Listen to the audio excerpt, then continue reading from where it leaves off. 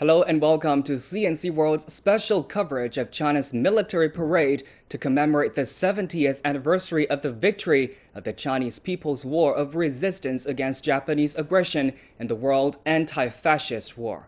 Live from Beijing, I'm Xie at CNC World's headquarters, bringing you the latest of this grand parade. And you can also watch this broadcast on our YouTube channel, New China TV.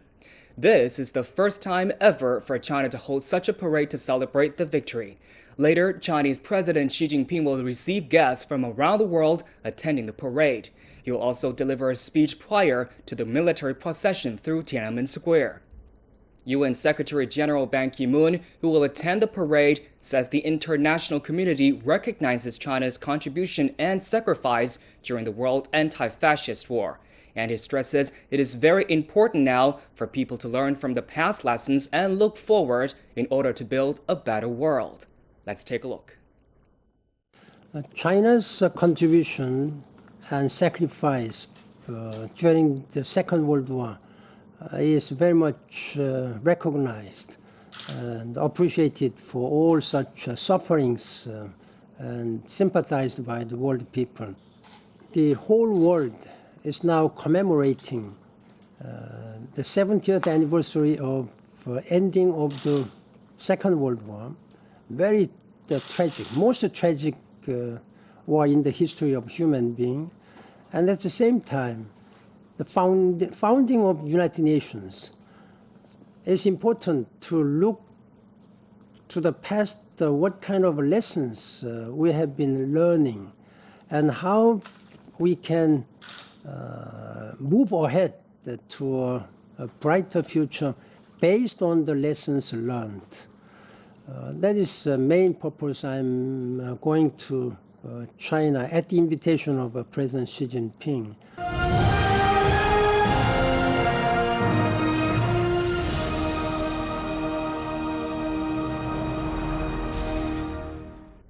The parade is going to officially kick off at 10 o'clock Beijing time. Around 1 hour before the start, we go live to our correspondent Jiang Zaiyi, who is at the Tiananmen Square right now.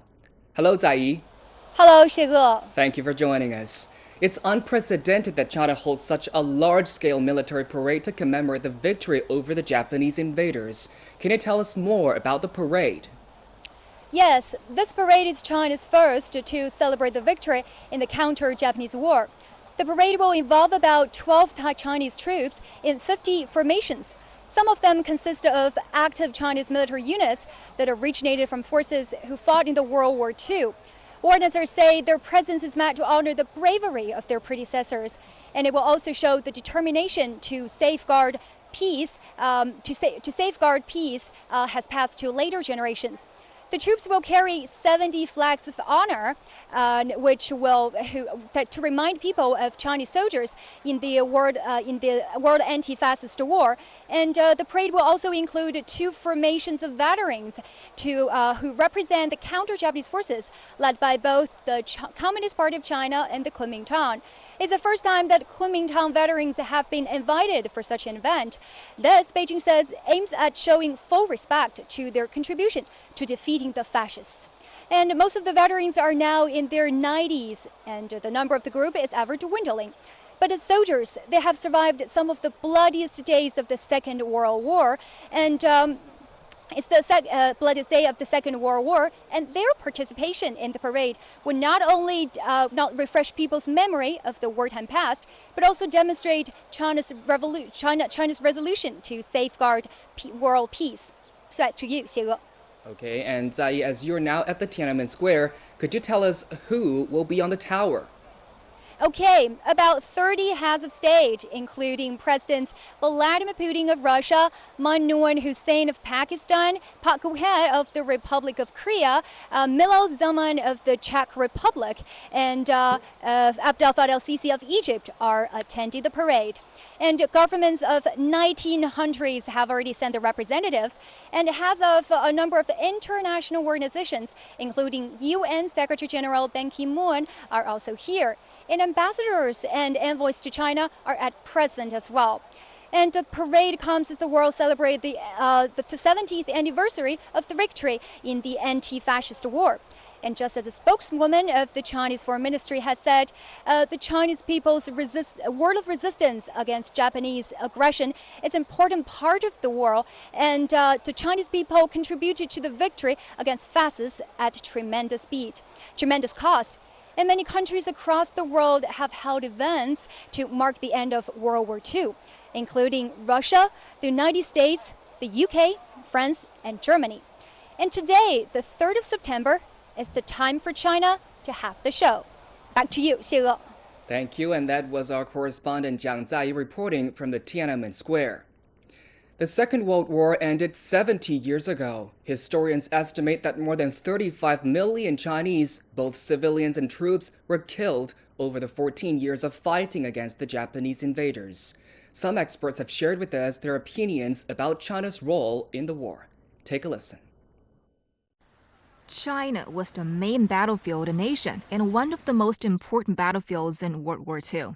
Experts say Chinese people's war against Japanese aggression was an important part of the world anti-fascist war, and China made significant contribution to the victory of World War II and to safeguard world peace.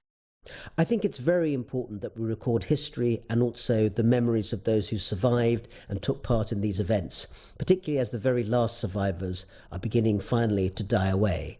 In recent months, I've spoken to veterans of China's wartime experience, some of them soldiers, some of them civilians, and they're now aged 91, 94, 99 in one case.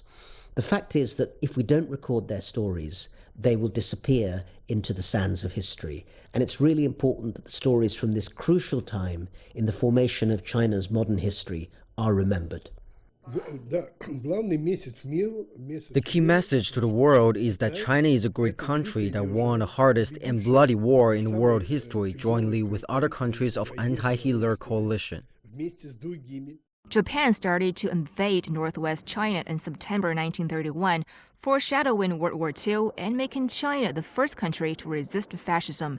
The tragic and titanic struggle that China waged in the 1930s and 1940s was not just for its own dignity and survival, but for the victory of all the allies. Chinese troops killed, wounded, or captured more than 1.5 million Japanese soldiers, accounting for 70% of casualties of Japanese forces. A huge role in peacekeeping belongs to such continental states as China, Russia, and India, who for all this time have been maintaining peace on this giant space where any war once started will immediately turn into another world war. And their peacekeeping role is highly important, the role of those countries who actively participated in the Second World War and won. I think Western readers, for the most part, from what I know, have been really surprised and interested by the story that they read in the book. In other words, the story of China's contribution to World War II. The fact is that most Westerners don't know very much about China's experiences in World War II, and they're often surprised to hear that more than 14 million Chinese died during the war, maybe 80 to 100 million became refugees, that China was responsible for holding down more than 500,000 Japanese troops. So important contributions and sacrifices by China are now, I think, becoming of increasing interest to Western readers. Chinese people's contributions and heroism in the fight against fascists won respect from around the world. After the war, China joined hands with the United States, the Soviet Union, Britain, and France to become part of the core force and establishing the post-war international order. Meanwhile, as one of the big powers in the world, China is continuing playing its role in safeguarding the fruits of victory of World War II and post-war international order.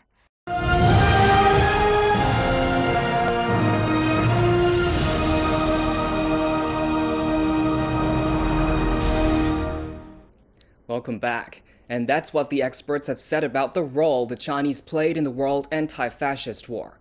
China has made contributions to the victory over the fascists.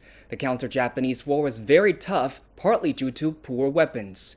But today, China is making steady progress in building a modern military. Now our correspondent Mu Xuyao is very close to the spot where the armament formations have gathered. Let's talk to her. Hello, Xuyao. Hello, Thank you for joining us. Please start by telling us your exact location and what can you see from where you're standing right now. Okay, I'm now at Nanheyan Street, which is about 700 meters east of Tiananmen Square. Right behind me, you can see some armored vehicles. Those are some of China's most advanced military equipment made by the country itself. China says the parade will showcase about 500 pieces of equipment of 40 different types. It will also involve 200 aircraft of more than 20 types. Well, Xiao, according to officials, all the weapons and equipment to be shown in this parade are homemade, and many of them are on public display for the very first time. So please tell us more about this. Okay, organizers of the parade say 50 formations will march through Tiananmen Square, including 11 foot formations, 2 formations of veterans, 27 armament formations, and 10 air echelons. The weapons and equipment in the formations are arranged based on their actual combat roles. China's defense ministry says the parade is meant to demonstrate the military's latest achievements in building a modern defense force and the Army's readiness and determination to safeguard the country's sovereignty. China has also dismissed claims that the parade is flexing these muscles through the parade. It says the parade is about valuing peace, remembering the fallen, showing its aspiration for peace and determination to defend it. Okay, and that was our correspondent Mu Xiao reporting for us live from near the Tiananmen Square. Xiao, thank you.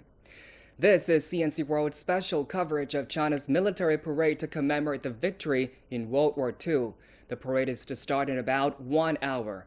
Our YouTube channel, New China TV, is also giving this live coverage. Now we talk to our correspondent Lai Yuchen, who is on the rooftop of the Beijing hotel, which overlooks Tiananmen Square. Hi there, Yuchen.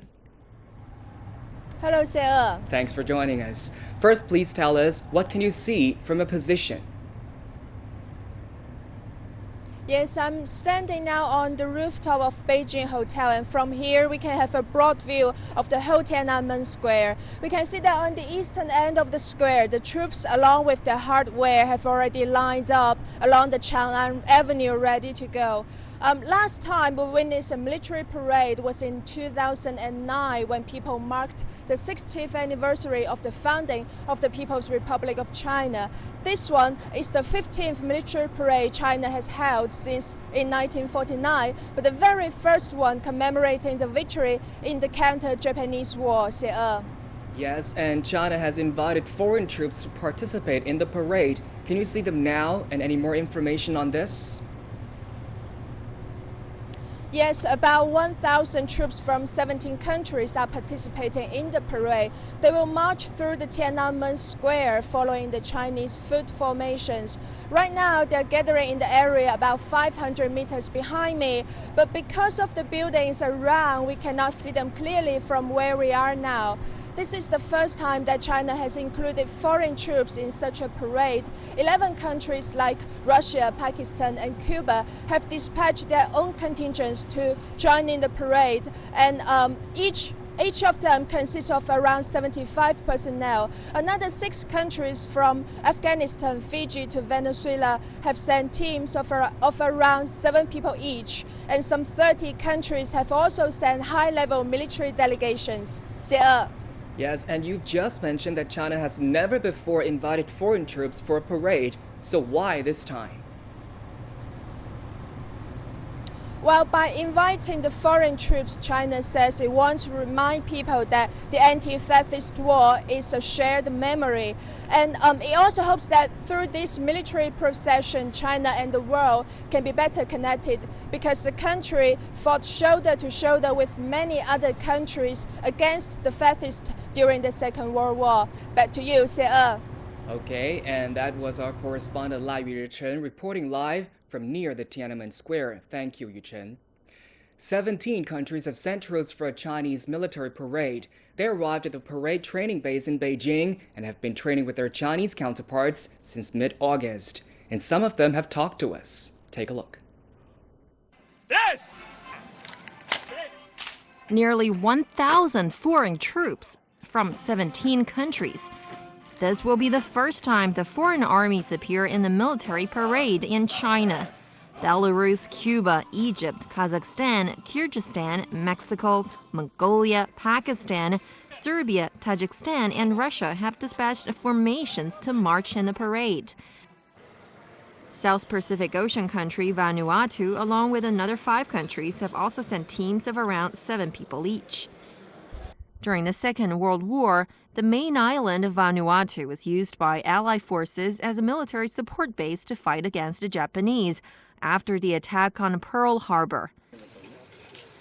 Our correspondents also visit the Kyrgyz formation at the training center in Bishkek just days before their Beijing journey.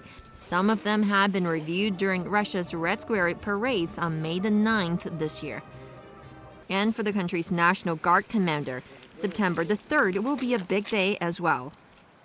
Both May the 9th and September the 3rd are important days for China and the world. It is the victory of justice over evilness, a victory against fascism, a victory for the people who love peace, and a victory for the Chinese people who fight for their motherland. I'm very glad to have my soldiers in the Beijing parade to mark the victory of Chinese people's resistance against the Japanese aggression.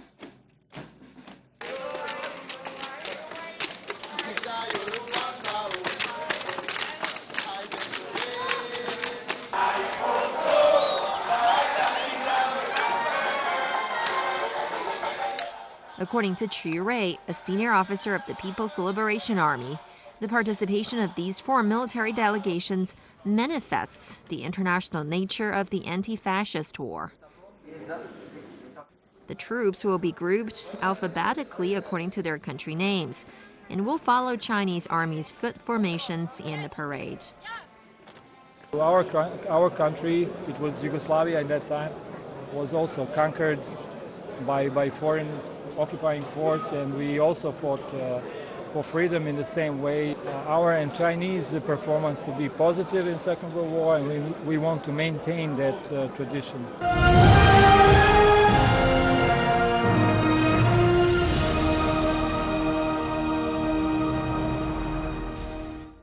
The parade will begin in around an hour. Before that, Chinese President Xi Jinping will receive guests from around the world attending the parade.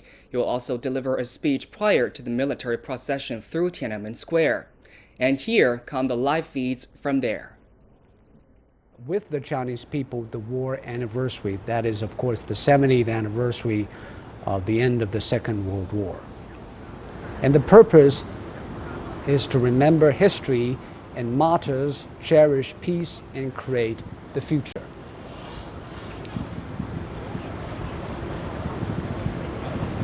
And now we're looking at live feed from the Duan Gate of the Forbidden City.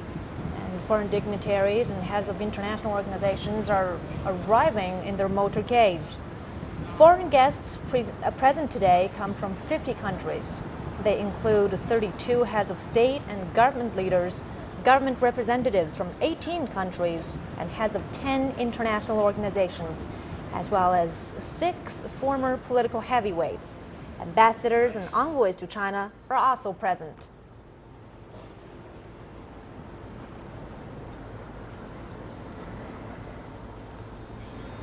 The vehicles carrying foreign guests are now parking at the North Square of Duanmen, the upright gate, which is the southern end of the main entrance to Forbidden City. The guests will walk through the gate to the reception area at the South Square. Where it is situated north of Tiananmen, the Forbidden City is, of course, the imperial palace of 2 consecutive Chinese dynasties from the 14th to the 20th century, the Ming and the Qing dynasties. 24 emperors ever lived in there and ruled from the palace for nearly 600 years. The Forbidden City is considered to be the largest existing Asian wooden structure in the world. Of course, it once housed emperors and empresses. It is listed as a UNESCO World Heritage Site. The Forbidden City is open to the public after Liberation 1949. Today is the first time that some 30 state heads and government leaders are visiting this palace together. They will be showing up together with Chinese President Xi Jinping. And now guests will be streaming in very soon. Now you're looking at an aerial shot of Forbidden City and Tiananmen Square. Of course, the troops are now ready to march past Tiananmen to be reviewed by Chinese leaders as well as other state leaders for this 70th anniversary.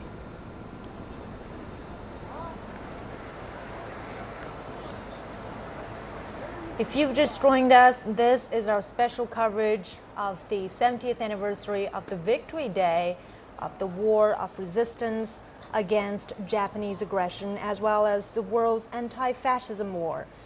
And CCTV News is going to broadcast live to you throughout the morning in the next 3 hours.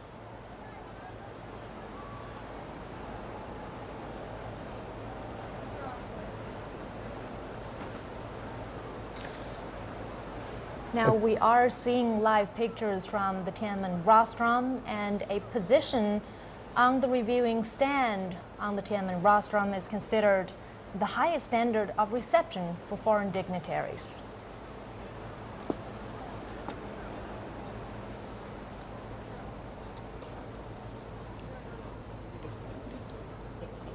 Today, China and the rest of the world are joining together to mark the 70th anniversary, to look back at history, of course, most importantly, to look forward to future.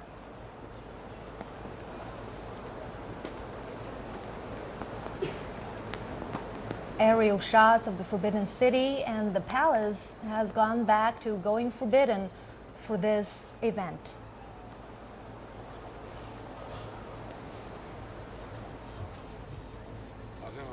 Good morning to you.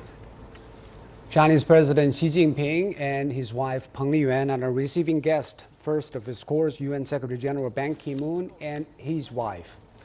But this year marks the UN 70th anniversary. It is the 69th session of the UN General Assembly.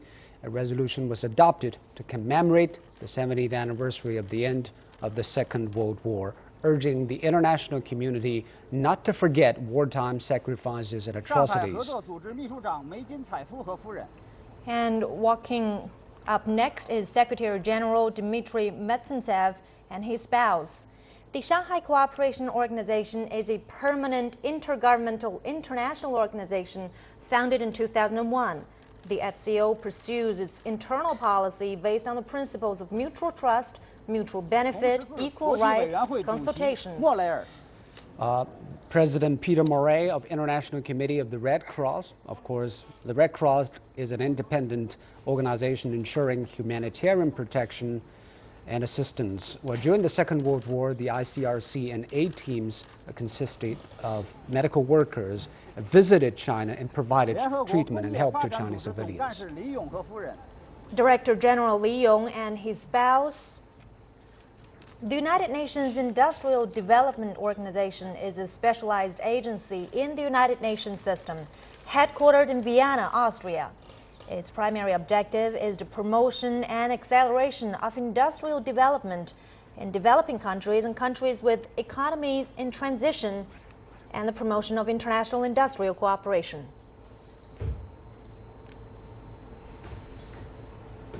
The World Health Organization Director General Margaret Chan and her spouse.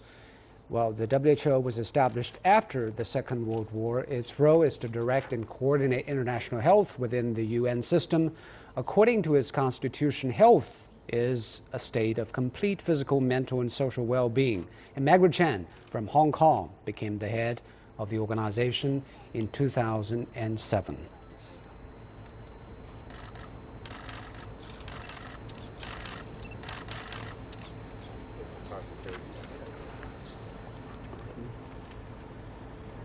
Chinese President Xi Jinping and his wife are now welcoming guests from other countries and international organizations. Kenneth Clarke, Special Envoy of the Prime Minister and former UK Justice Minister. London is among the most severely bombed cities during World War II. The United Kingdom held nationwide commemoration events marking the 70th anniversary of VJ Day on August 15th, the day when the Japanese emperor announced the surrender.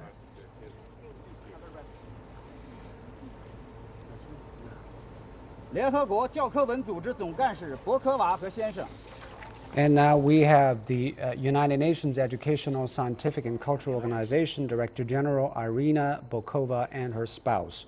Well, UNESCO was established in 1945 in order to respond to the belief of nations forged by 2 world wars in less than a generation that political and economic agreements are not enough to build a lasting peace. Peace must be established on the basis of humanity's moral and intellectual solidarity and be built in minds. Don McKinnon, Special Envoy of the Prime Minister and former Deputy Prime Minister of New Zealand, and his spouse. Well, the mainland of New Zealand was not directly involved in World War II, but some 140,000 New Zealanders went to the battlefield, and some 11,000 of them sacrificed their lives in fighting fascists. They made great contribution to the Allied victory. We have Wong Kan San, Special Envoy of the Government and former Deputy Prime Minister of Singapore. Singapore was occupied by Japan from 1942 to 45. Tens of thousands of civilians were killed by Japanese during the period. And Singapore set February the 15th as the country's Total Defense Day, and commemorations are held every year to mourn the war victims. Mr. Herman Willink, Special Envoy of the Government of the Kingdom of the Netherlands, and he is also Minister of State. On May 5th, 1945, the country was liberated by the total surrender of all German forces. Malaysia, Tan Sri Ong Ka Ting, Special Envoy of the Government, Prime Minister, Special Envoy to China of Malaysia. Malaysia was occupied by Japan. Estimated 100,000 people were killed. This year, on August the 15th, Malaysia started building a tablet commemorating the war crimes. Mr. V.K. Singh, representative of the government and Minister of State for External Affairs of India. During World War II, intellectuals like Rabindranath Tagore and political leaders like Mahatma Gandhi and Jawaharlal Nehru closely observed political events in China. We have Michael Ronaldson, representative of the government and Minister of the Department of Veteran Affairs of Australia. Well, during the Second World War, 1 million Australians served in the armed forces. 40,000 died or wounded. Australia also had commemoration activities in August to mark the 70th anniversary of the war's end. Mr. Mohammed Darri, representative of the government and foreign minister of Libya. Libya gained its independence in 1951 after the Second World War ended.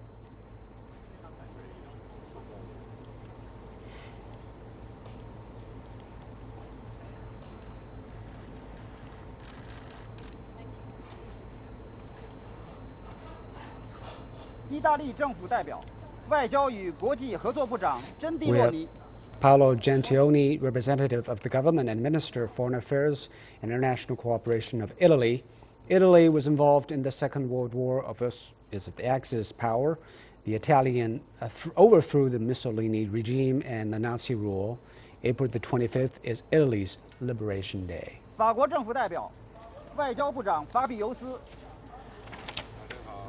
Laurent Fabius, representative of the government and foreign minister of France.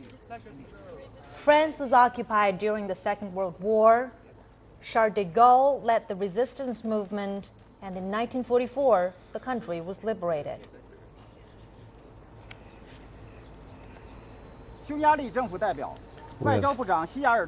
Zijato, representative of the government and foreign minister of Hungary. In March 1944, German forces occupied Hungary. Jews and Roma were deported to the Auschwitz concentration camp in 1945. Hungarian and German forces were defeated by Soviet forces.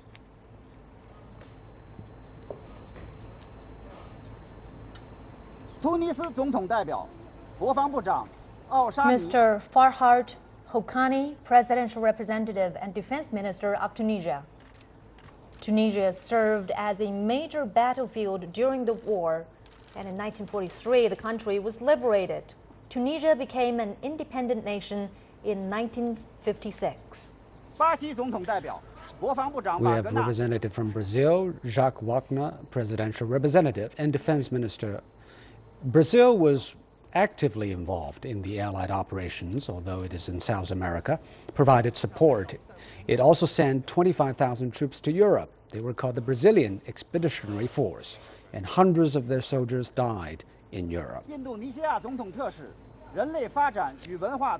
Now we have representative from Indonesia, Puan Maharan, Special Envoy of the Indonesian President, Coordinating Minister for Human Development and Culture. Indonesia was occupied by Japan from 1942 to 1945. China and Indonesia are pushing forward relations as they mark. We have Mr. Prawit Wongsuwan, Deputy Prime Minister and Defense Minister of Thailand. Thailand was invaded by Japan in 1941.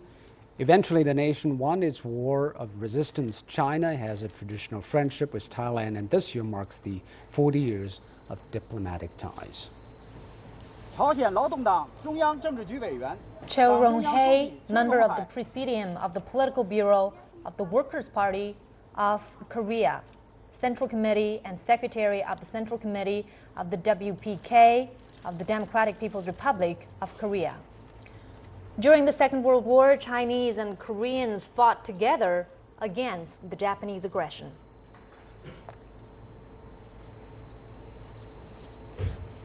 We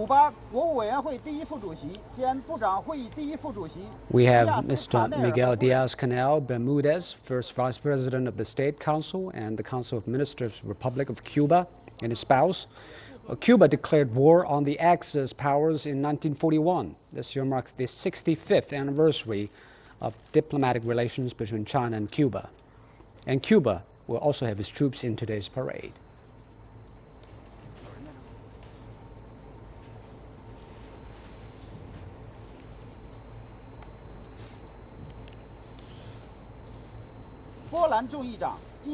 Parliament Speaker Małgorzata Kidawa-Błońska of Poland. Poland was the first European country invaded during the Second World War, and Polish people fought hard in their war of resistance.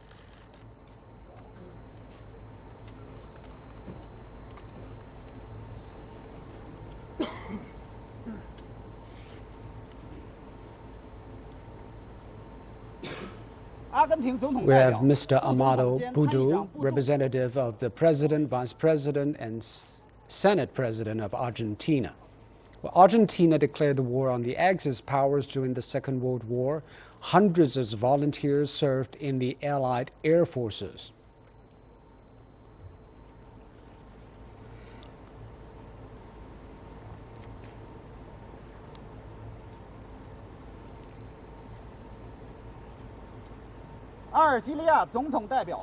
This is Mr. Abdelkader Ben Salah, representative of the President and President of the Council of the nation of Algeria.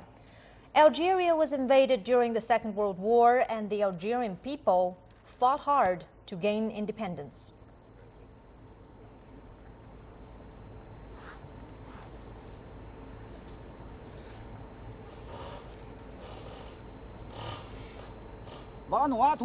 We have Prime Minister Sato Kyuman and his spouse from Vanuatu. Vanuatu was used as an important base by the Allies. About 100,000 Allied troops were stationed there in the Second World War, and a delegation from the Vanuatu Mobile Force is joining the parade on Tiananmen Square.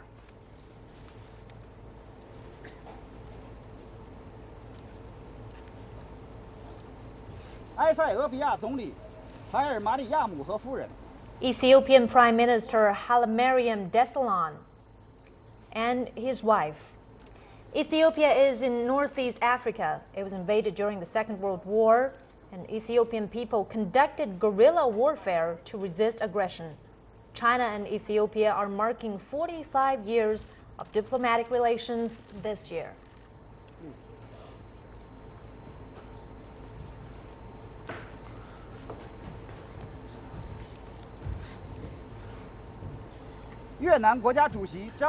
President Trump Tam Sum from Vietnam. Vietnam was invaded by Japan during the Second World War in 1940. But Vietnamese fought hard in the war and won the battles.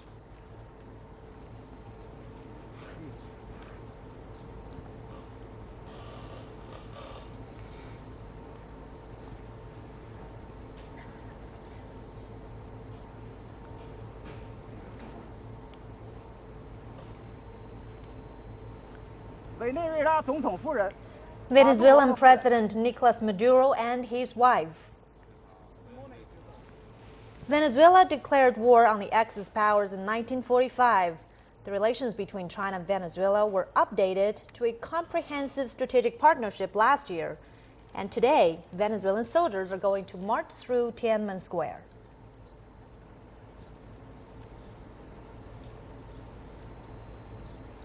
Uzbek President Islam Karimov. More than 1 million Uzbeks took part in the Great Patriotic War in the Soviet era. An estimated 400,000 of them died. May the 9th is the country's Victory Day.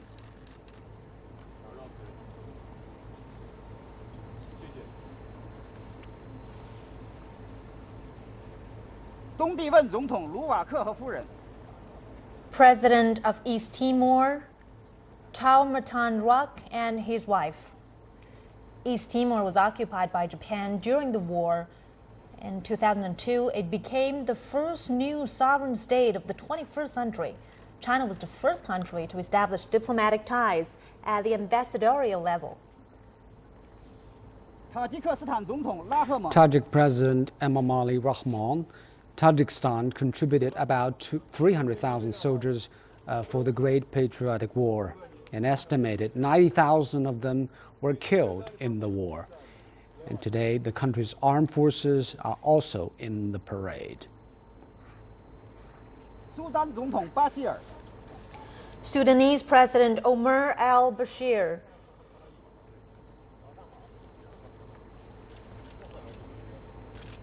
This year marks the 65th anniversary of the diplomatic ties between China and Sudan.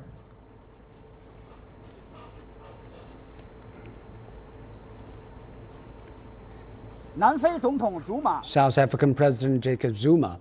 Well, South Africa is the second largest economy in Africa, one of the BRIC countries. The 6th ministerial level meeting of China-Africa Cooperation Forum will be held in South Africa at the end of the year.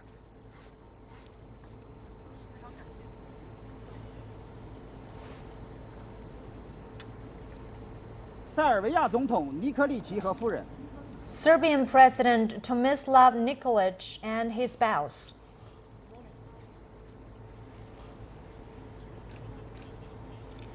Yugoslavians conducted a 4-year guerrilla war against fascism, and Serbian troops are also in today's parade.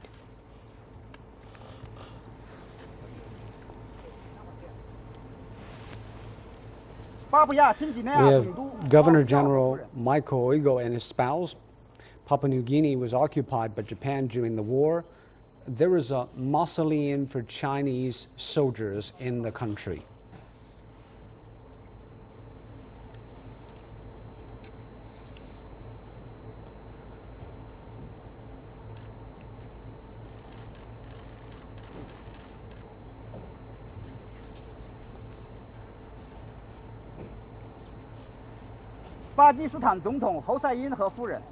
Pakistani President Mamnun Hussain and his wife.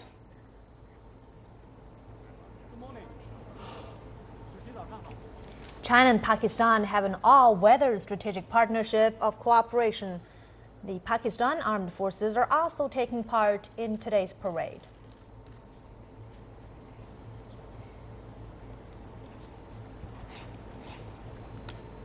Myanmar President U Tin Sen. Myanmar, which is then known as Burma, was occupied by Japan during the war, and China sent expeditionary forces to fight in Burma. And this year marks the 65th year of diplomatic relations between China and Myanmar. South Korean President Park Geun-hye. During the Second World War, China provided support to the Korean people's resistance against Japanese colonial rule. Korea's provisional government during Japanese colonial rule was located in Shanghai, China.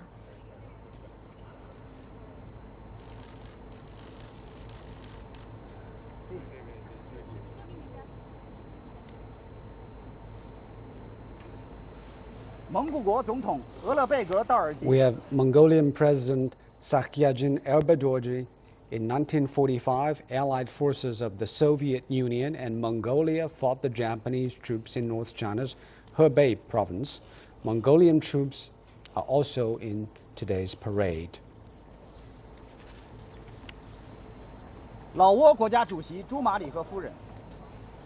Lao President Shumali Sanasone with his spouse.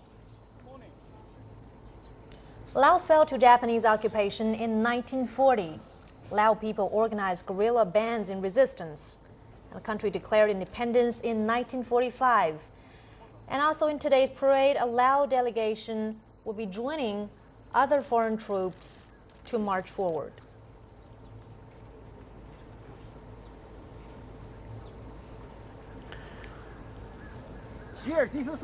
We now have Kyrgyz President Almazbek Atambayev, where the country of Kyrgyzstan held a parade on May the 9th to mark its Victory Day. Kyrgyzstan is also taking part in today's parade in front of Tiananmen. Kazakhstan President Nursultan Nazarbayev.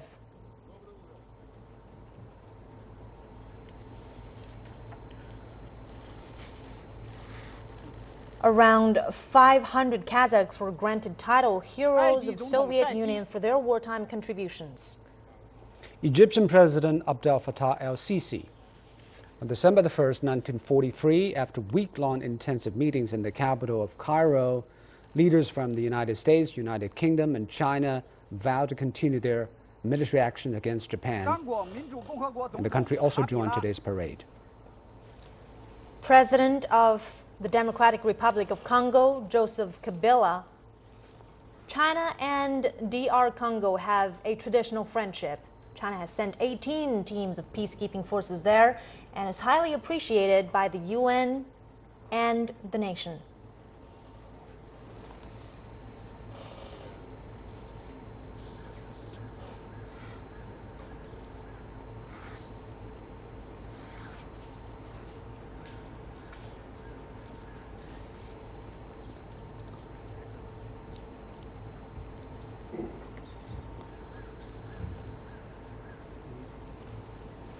This is Chinese President Xi Jinping and his wife meeting leaders attending the 70th anniversary of the end of the Second World War.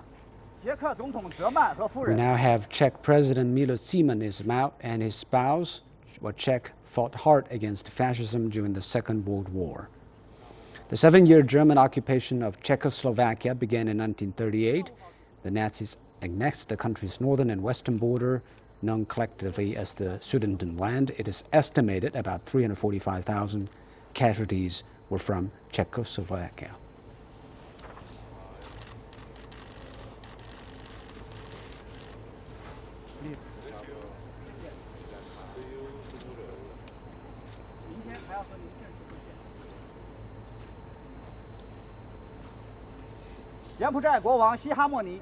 King of Cambodia, Norodom Sihamoni. Cambodia was invaded and occupied by Japan from 1941 to 1945, and Cambodia is also taking part in today's parade.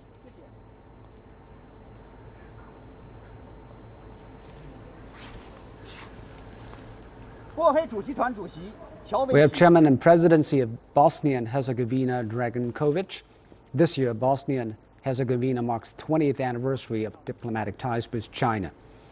The Kingdom of Yugoslavia was invaded by the Axis powers. All of Bosnia was ceded to the newly created independent state of Croatia. And Axis rule in Bosnia led to widespread persecution and massive killings of those considered undesirable anti-fascists.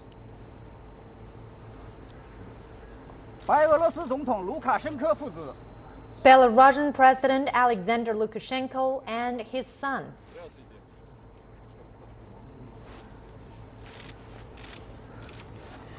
Well, over 2 million Belarusian soldiers and civilians died in the Second World War. That was about a quarter of the country's population. In May this year, President Xi visited and met 15 World War II veterans. Belarus is taking part in today's parade.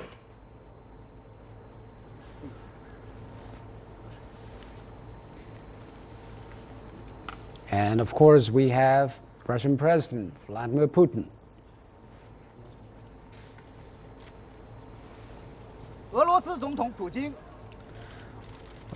Russia was the main European battlefield and China was the main Asian battlefield of the Second World War. The two sides are determined to safeguard the result of the war and maintain world peace and justice. Russian troops are also in today's parade. Well, Russia held its own military parade in May in Moscow's Red Square. President Xi joined other world leaders back then.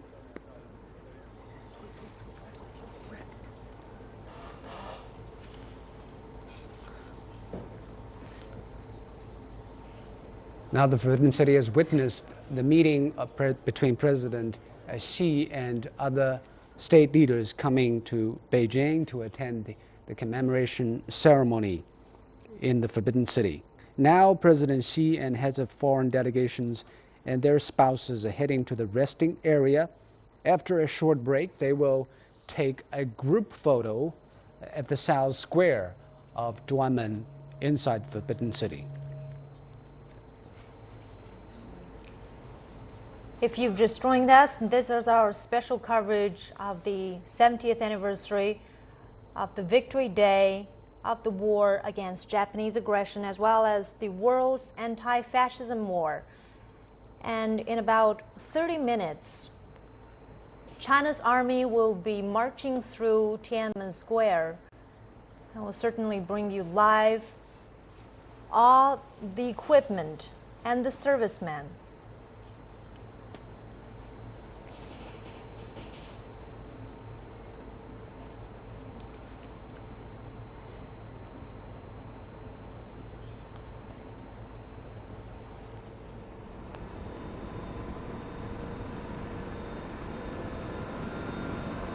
Rana, what do you make of this makeup of this international presence at today's military parade? They come from Asia, Africa, America, and Europe.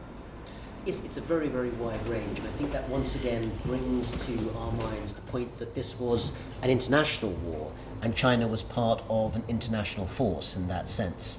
I think it's also notable that we have, of course, a lot of countries there whose destinies were also shaped by the war and its aftermath. Many parts of the old Soviet Union who, of course, fought under a Soviet banner in those times. And as someone from Britain myself, I was very pleased to see former Cabinet Minister Kenneth Clarke there representing the UK.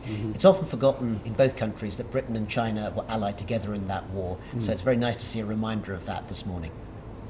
Senior Colonel, it seems some of our allied countries are present, some are not. What do you make of their choices? Well, I think we have an extended invitation to many countries, but it's up to them to decide whether they accept our invitation or not. Well, this is a good question, but I think it's them who can really answer this question, why they won't accept invitation and turn up. What do you think are their readings of China's commemoration of the Second World War in the form of a military parade? Why do they want to join? Why do they not want to join?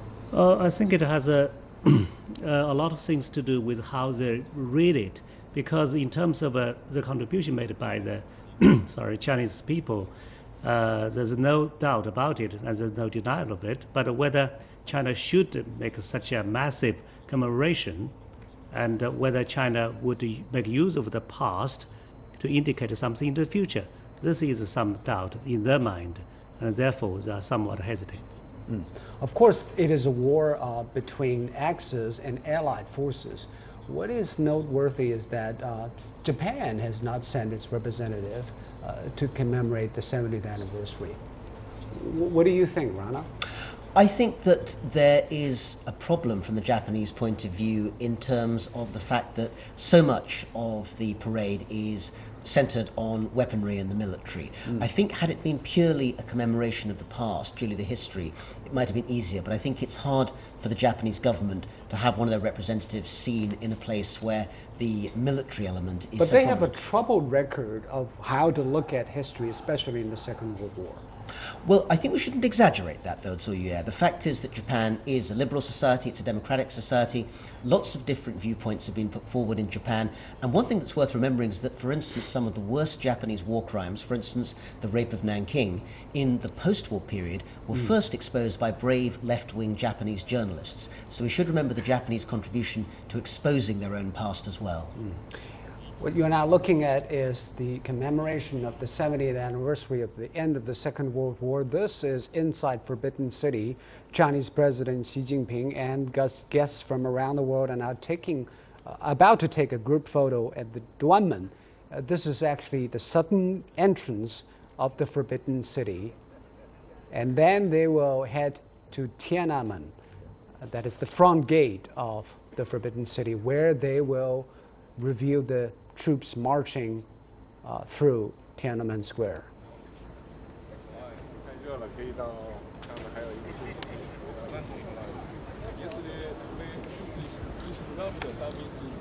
President Xi Jinping and his wife are walking together with foreign dignitaries and heads of international organizations attending today's parade. And this event is both celebratory and ceremonial.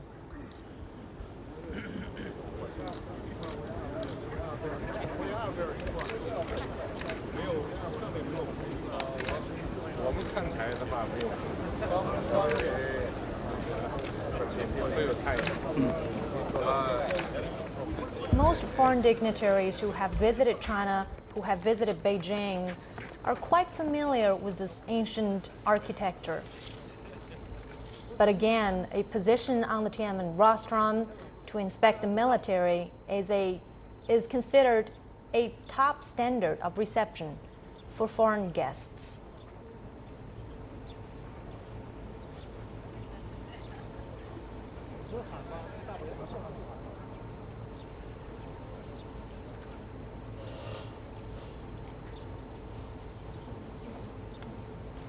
The last military parade of this scale was in 2009 to mark the 60th anniversary of the founding of the People's Republic of China. And this is the first time that such a military parade takes place on a date other than October 1st. That's National Day of China.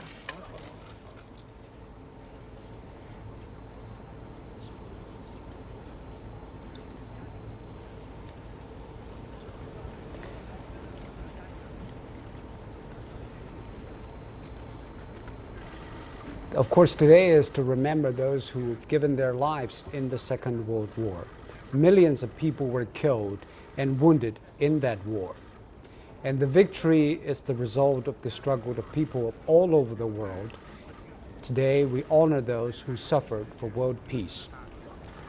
Commemorative events have been held in many countries already this year to mark the anniversary, and today is China's version. Now we want to give you a little background information here. At the Shanghai Cooperation Organization UFA Summit in July, leaders of SCO member states issued a joint statement on the 70th anniversary of the victory in World War II. The leaders urged resolute opposition to any distortion of the results of the war, as well as any attempt to forget the tragic lesson for all mankind. The statement paid tribute to the soldiers and civilians, fallen and alive, who made contribution to the victory against fascism and militarism. And in that statement, the leaders said, the friendship forged in the war, along with the memory of fighting shoulder to shoulder, is the common asset of all countries, which also serves as a moral guideline for the struggle for justice and security in the world. The leaders also spoke highly of China's people's courage in the war of resistance. And now President Xi Jinping is walking with the foreign guests along the red carpet through the West Passage, and then they will go up to the top of Tiananmen Rostrum.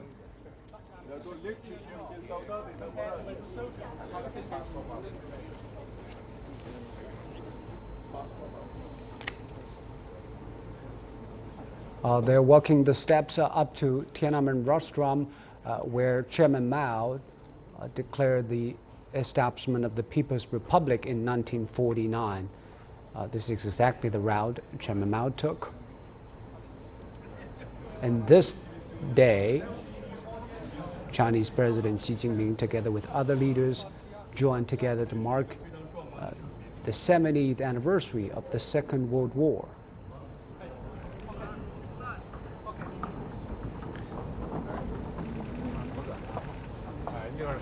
The leaders agree that fascism is the common enemy of all humanity, and the anti-fascist war is the common cause of all people in the world. The war, which ended 70 years ago, was unprecedented in human history. It involved about 2 billion people in more than 80 nations across Asia, Europe, Africa, and Oceania.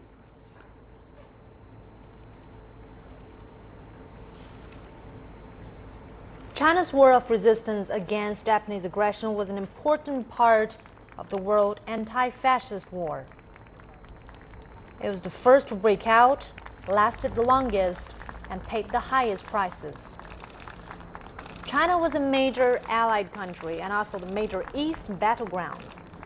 China's military and civilian casualties reached 35 million. The fight on this front locked up the main strength of the Japanese land forces, greatly distracting Japan from the Pacific theater. And today, China will honor the veterans who fought hard in the war, veterans from the Communist Party, as well as the Kuomintang.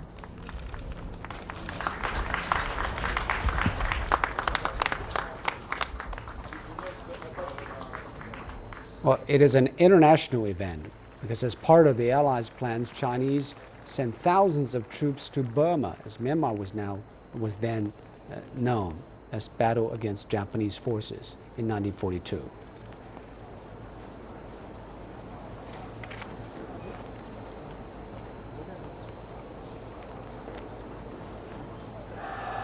And also some Chinese soldiers were involved in Normandy landing in 1944 and the Great Patriotic War of the former Soviet Union.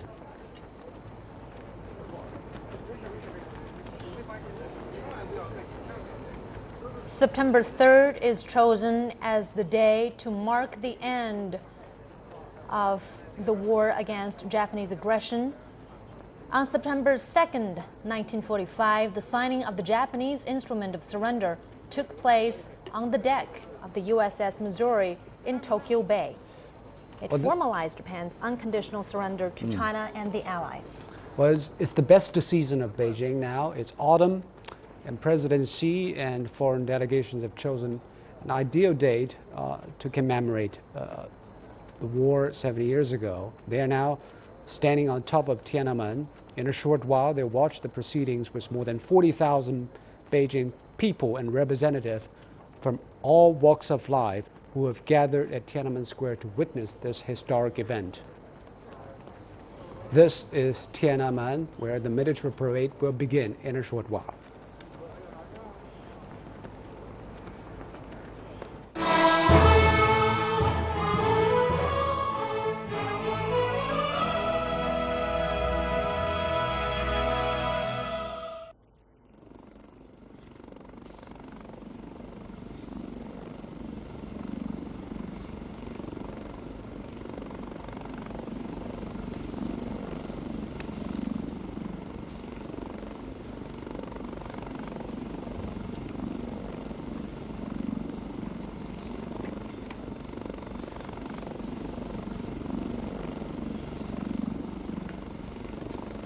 This is the capital of the People's Republic of Beijing.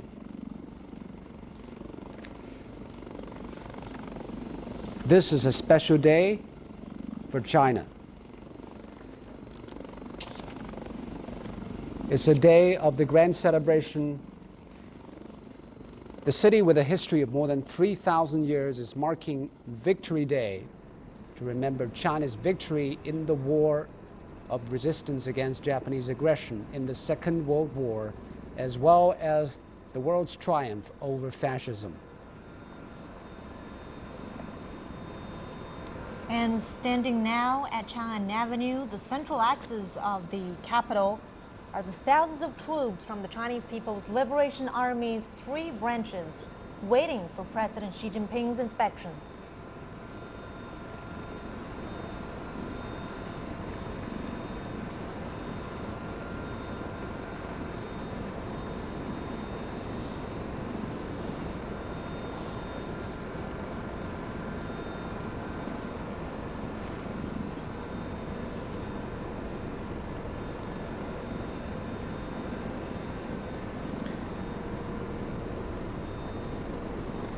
On September the 2nd, 70 years ago, China and the Allied countries accepted Japan's unconditional surrender. Celebrations spread nationwide the next day. And in 2014, China officially designated September the 3rd as Victory Day.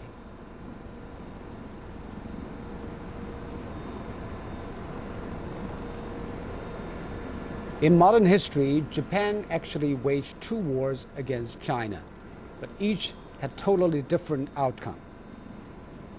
In the Sino-Japanese War of 1894 to 1895, which was primarily fought on the seas, the entire Beiyang fleet, one of the Qing imperial court's prized naval forces, was completely wiped out.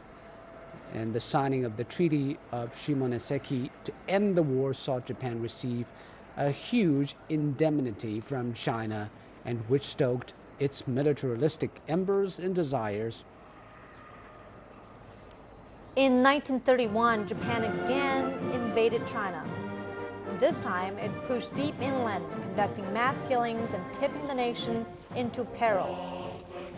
Now we have songs, patriotic songs. The ceremony will begin. Let's listen to some patriotic songs. During the war, people of all circles fought against Japan in their own way. Many patriotic songs were written to inspire people to fight for national salvation. What you hear now is the Kangda Academy anthem. Well, Kangda actually refers to the military and political university of resistance against Japanese aggression. The song is the anthem for the university and also the PLA, National Defense University now. It was written in 1937 at the order of Chairman Mao Zedong. In 1936, the former body of the Resistance University moved with the Central Committee of the Communist Party to its resistance base in Yan'an in northwest China. And later it changed its name and adopted a new anthem. 1937 marks the year Japan began the full-scale invasion of China, and the song aimed to inspire students to work hard and shoulder their responsibility of saving the nation from falling to Japan.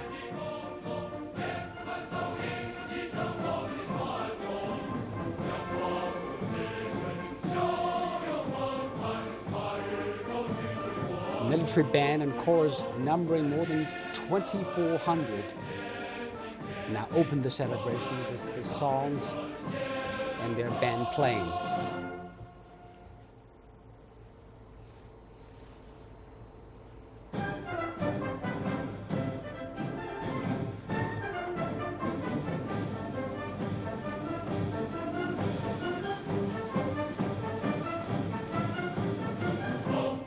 This second song is titled Defend the Yellow River. It's the finale of the Yellow River Piano Concerto, which is based on Yellow River Cantata by composer Xian Xinhai. The Yellow River Cantata was composed in Yan'an in early 1939 during the War of Resistance. The work was inspired by a patriotic poem. It premiered on April 13, 1939 in the Shanbei Gongxue Hall of Yan'an in northwest China and soon spread to all parts of China. Xian Xinhai was one of the earliest Chinese composers influenced by Western classical music and has influenced generations of Chinese musicians. His works have inspired Chinese people for decades.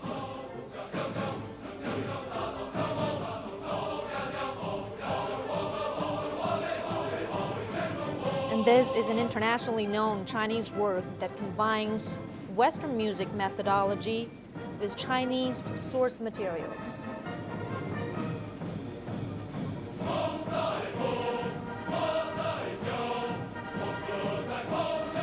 And this song continues to be performed by modern pianists and musicians at home and abroad. And these are precious historical footages that really bring us back to 70 years ago when China mobilized all its available resources to fight Japanese invaders.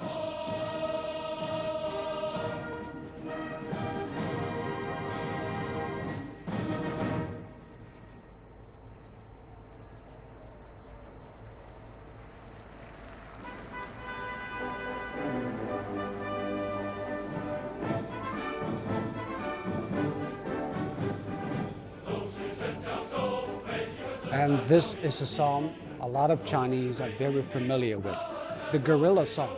It was written in 1937, after the Battle of Shanghai broke out on August 13th. In that year, artists and musicians from Shanghai formed their own performance groups and traveled all over the country to promote the theme of national salvation and resistance against Japanese aggression. Composer He Luting was one of the members of such groups. The composer went to the front line in northwestern Shanxi province, where he had some direct contact with the 8th Route Army led by the Chinese Communist Party. Realizing the importance of guerrilla warfare in fighting against the Japanese, the composer created this piece in the winter of 1937. And this song soon spread all over China. In 1938, the song was adapted into a chorus.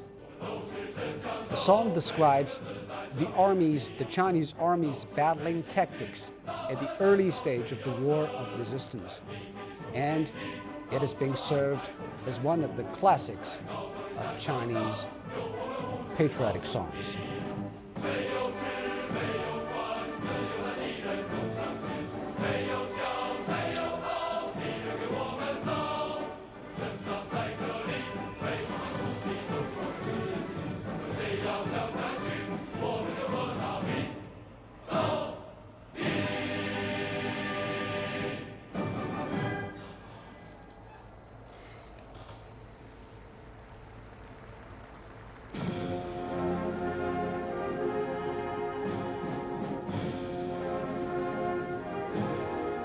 The third song we're hearing right now is entitled Over Taihang Mountain.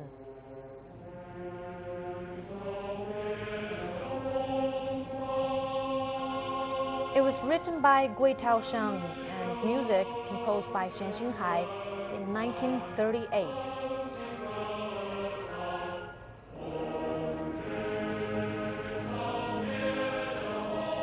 In 1938, the Communist Party was establishing resistance bases in the Taihang Mountain region in North China.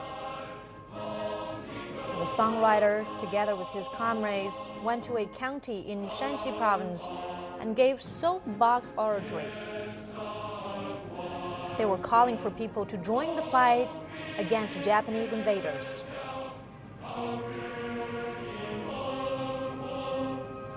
And the soapbox oratory was well received. As a result, the 8th Route Army's local branch expanded from some 300 troops to more than 1,000. After seeing the touching scenes of wives and mothers sending their loved ones to the army, Gui wrote this poem. and then Xian composed music. This song quickly spread across the nation, inspiring countless people to join the fight.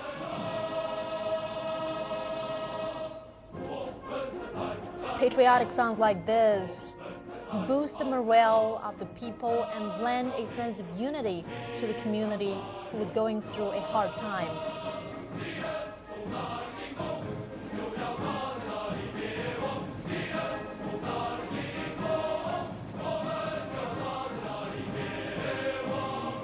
Identity and national pride were really important during the Second Sino-Japanese War and the Chinese Civil War throughout the 1930s.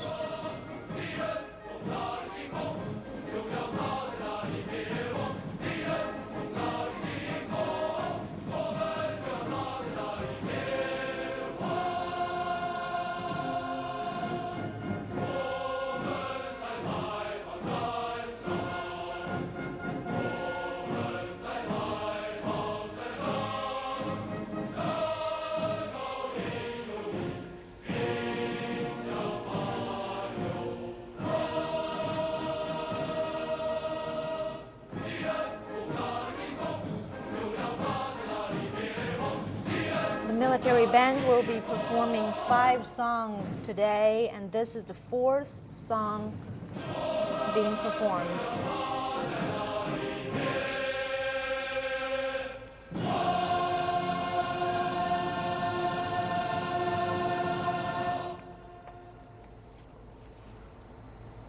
This is a huge presence of musicians, a military band and chorus numbering 2,400 people.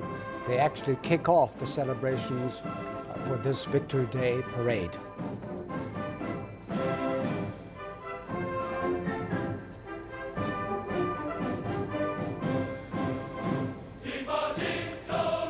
What we hear now is a contemporary song. It's called Song for Strong Army. It's a new battle song published in 1913. The song basically calls on the service people to follow the lead of the party, achieve the target of a strong military force, and take their responsibilities in building a strong nation. The song comes as China pursues reforms and opening up to build a strong military. China has been implementing a military strategy of active defense. Strategically, it adheres to the principle of defensive operations, self-defense, and striking and getting the better of the enemy only after it was attacked. President Xi Jinping says China is a peace-loving country, but will never give up safeguarding its legitimate rights nor sacrifice its interests. And a strong military plays an irreplaceable role for the realization of the China dreams.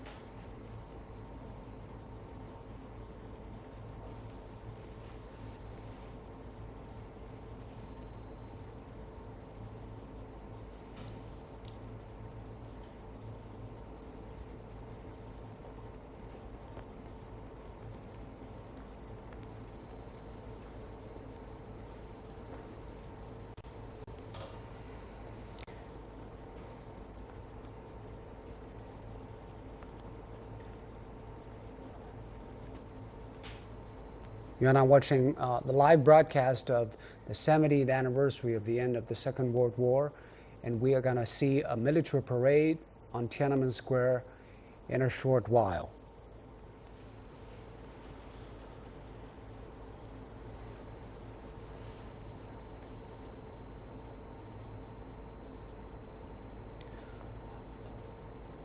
Over 40,000 people have gathered here in Beijing to witness this event.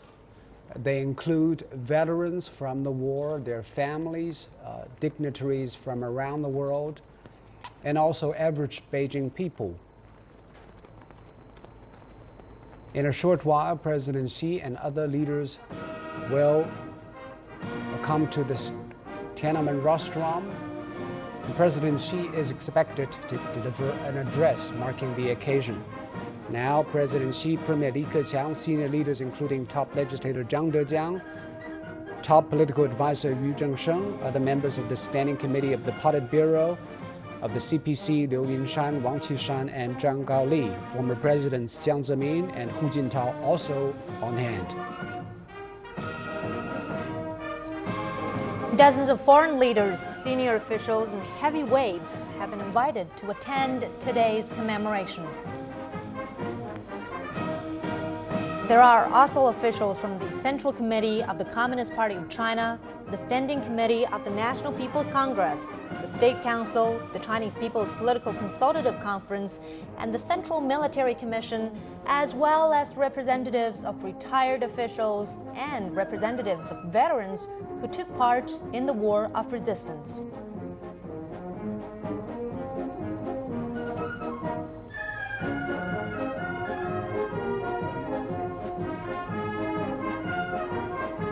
Over 40,000 people from all walks of life, and you see right there, veteran from the war.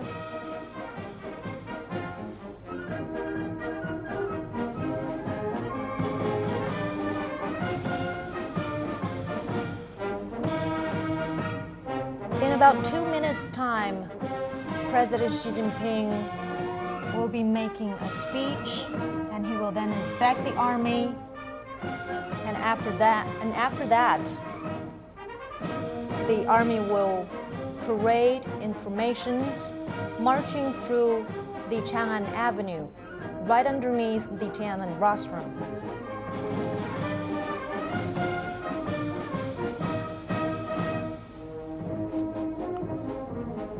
But the current generation of leadership, as well as past generations, have all shown up on Tiananmen Tower to reveal China's military might and also to commemorate the 70th anniversary of the end of the war, together with leaders from other countries who have been invited to witness this event. 14 military parades have been held in Beijing since the founding of the People's Republic of China. 11 were in Mao's era, and former leaders of the People's Republic of China each got one chance to inspect the army. And this time is quite different. It's the first time that a military parade ever takes place on Tiananmen Square other than the National Day. It is especially arranged to mark the end of the Second World War 70 years ago.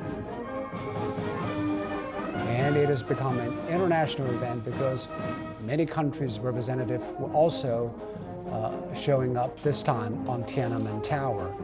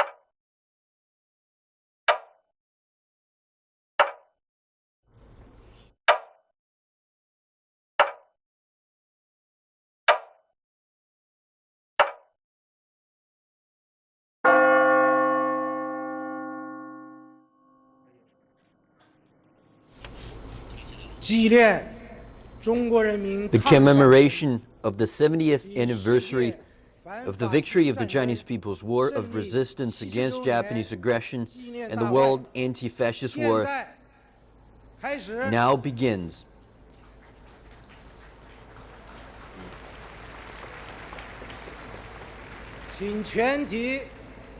Please all rise.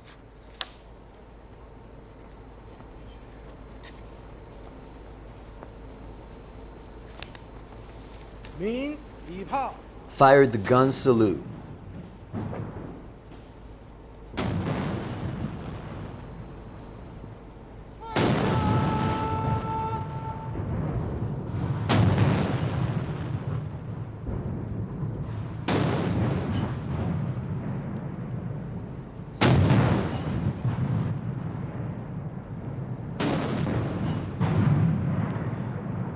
A 70-gun salute, one for each of the 70 years since the war was won. During the war, answering the call for a nationwide resistance, much of the nation took up arms and rushed to the battlefields, and eventually drove out the Japanese army. But millions of soldiers and civilians did not live to see the victory for themselves on September the 3rd, 1945.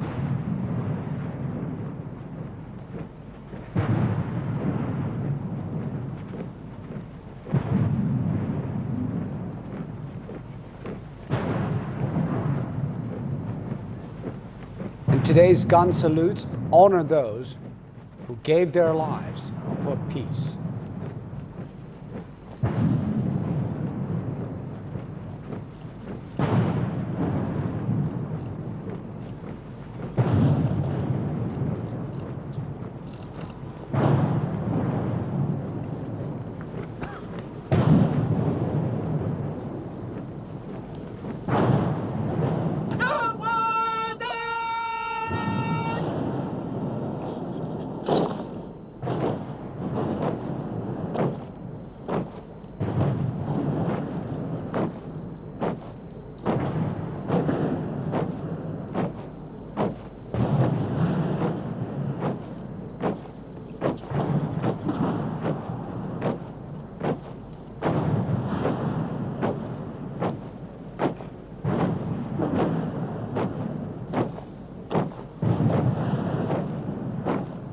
The war of resistance awoke in the Chinese nation a sense of national identity. The eventual triumph stirred a sense of confidence as a nation and was a testament to the nation's determination in the face of threats, its resolve of self-reliance and strength to stand tall in the world. This spirit is built upon the sacrifice of many and is one that will be handed down through the generations. The guards bearing the national flag from the Monument of the People's Heroes to the flag post, they will take precisely 121 steps, each represent one of the 121 years from when the first shots of the war between China and Japan was fired in 1894.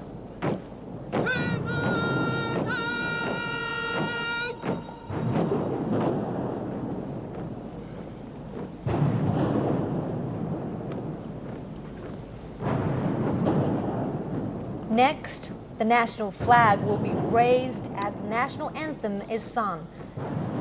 The anthem is called the March of the Volunteers. It was written in 1935 as a battle song encouraging the Chinese to fight for their existence, and also a song of victory for the world against fascism.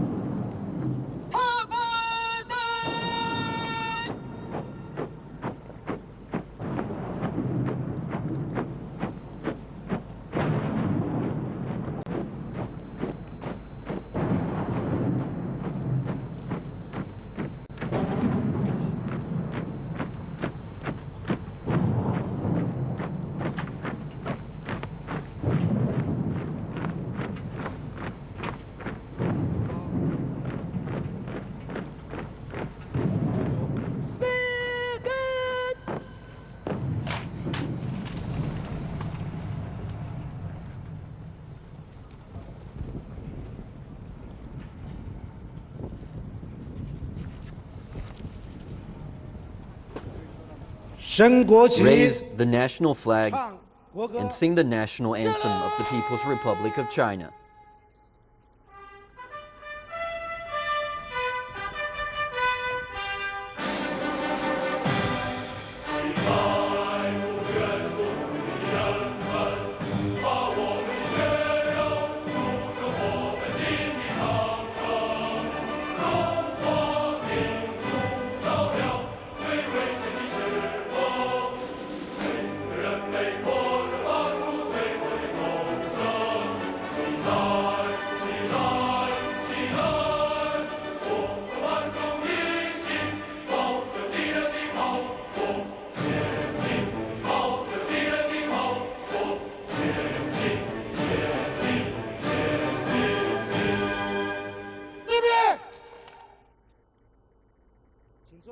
Please be seated.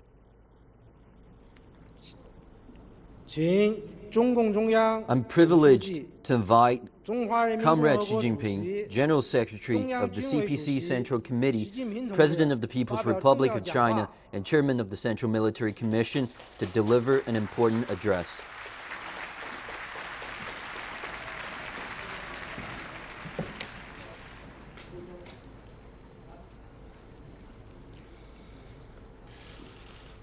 All my countrymen and women, Your Excellencies, heads of state and government, and representatives of the United Nations and other international organizations, distinguished guests, all officers and soldiers participating in the parade, ladies and gentlemen, comrades and friends. Today is a day that will forever be etched in the memory of people all over the world. 70 years ago today, the Chinese people, having fought tenaciously for 14 years, won the great victory of their war of resistance against Japanese aggression, marking the full victory of the World Anti-Fascist War. On that day, the world was once again blessed by the sunshine of peace.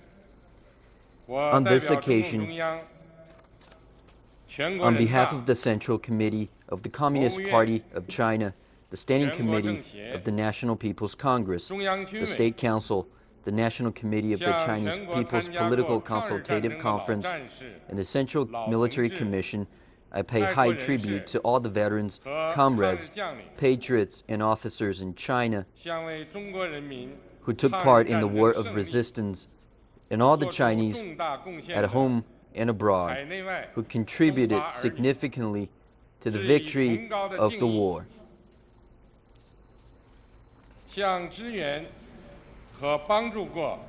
I extend heartfelt gratitude to foreign governments and friends who supported and assisted the Chinese people in resisting aggression. I also warmly welcome all the foreign guests and representatives of the armed forces of foreign countries present today.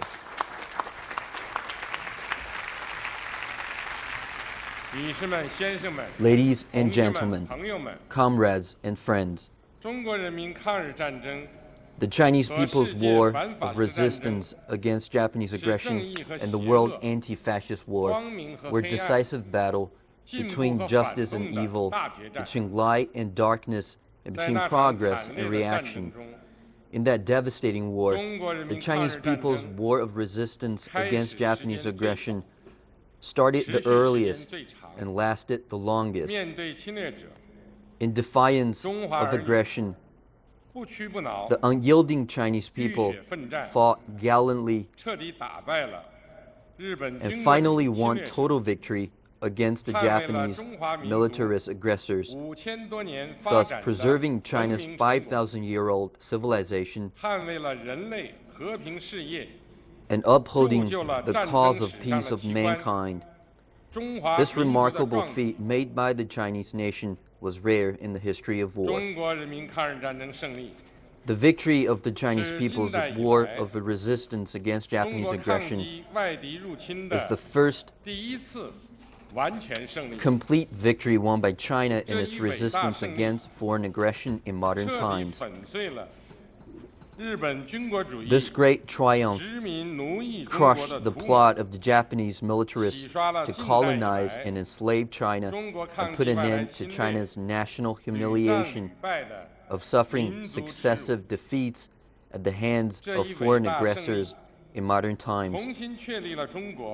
This great triumph re-established China as a major country in the world and won the Chinese people respect of all peace-loving people around the world.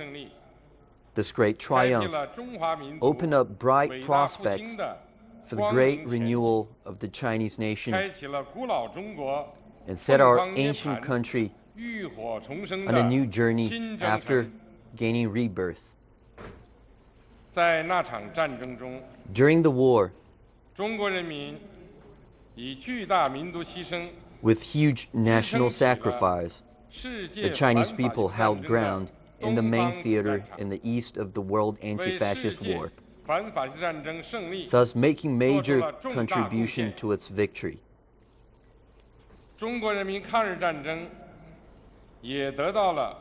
In their war against Japanese aggression, the Chinese people received extensive support from the international community. The Chinese people will always remember what the people of other countries did for the victory of their war of resistance. Ladies and gentlemen, comrades and friends, the experience of war makes people value peace all the more. The aim of our commemoration of the 70th anniversary of the victory of the Chinese People's War of Resistance against Japanese aggression and the World Anti-Fascist War is to bear history in mind, honor all those who laid down their lives, cherish peace, and open up the future. Ravaging through Asia, Europe, Africa, and Oceania, that war inflicted over 100 million military and civilian casualties. China suffered over 35 million casualties, and the Soviet Union lost more than 27 million lives.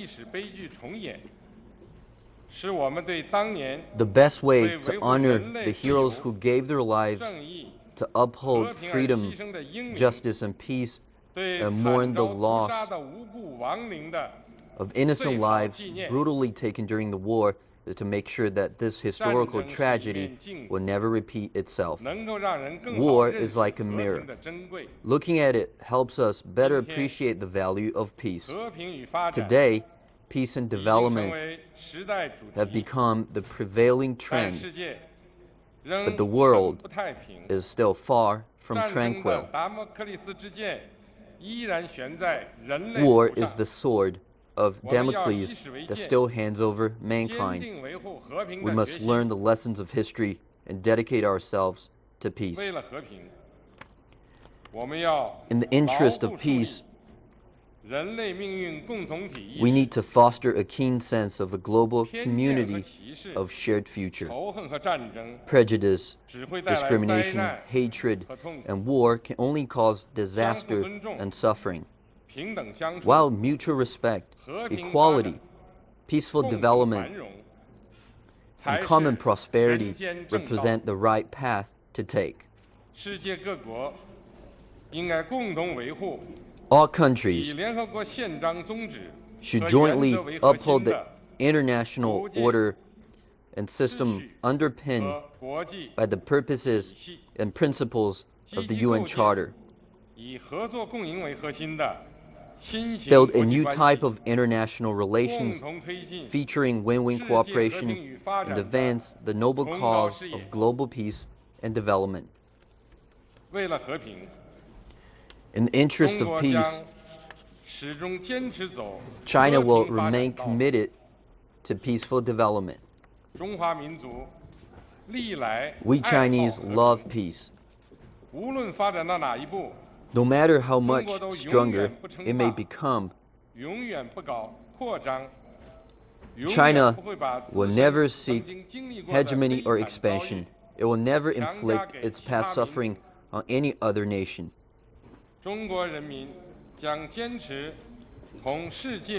The Chinese people are resolved to pursue friendly relations with all other countries, uphold the outcomes of the Chinese people's war of resistance against Japanese aggression and the World Anti-Fascist War, and make greater contribution to mankind. The People's Liberation Army of China is the People's Army. All of its officers, men and women, must bear in mind the responsibility of serving the people wholeheartedly, faithfully fulfill the sacred duty of protecting the nation's security and people's well-being, and carry out the noble mission of upholding world peace. Here I announce that China will cut the number of its troops by 300,000.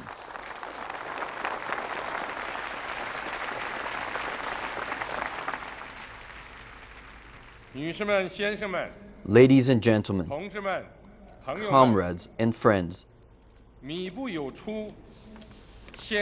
as an ancient Chinese saying goes, after making a good start, we should ensure that the cause achieves fruition. The great renewal of the Chinese nation requires the dedicated efforts of one generation after another.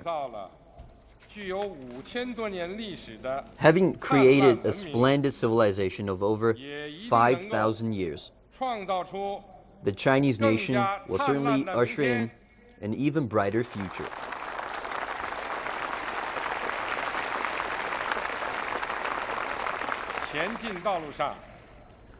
Going forward,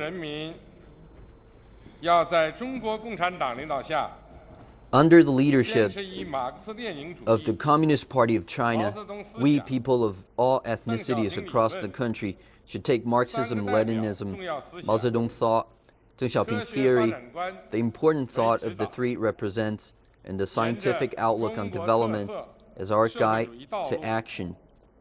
We should follow the path of socialism with Chinese characteristics, pursue the four-pronged comprehensive strategy, promote patriotism and the great spirit of resisting aggression,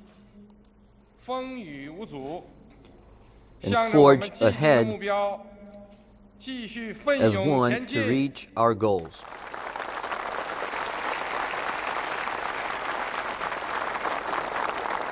Let us bear in mind the great truth of history. Justice will prevail. Peace will prevail. The people will prevail.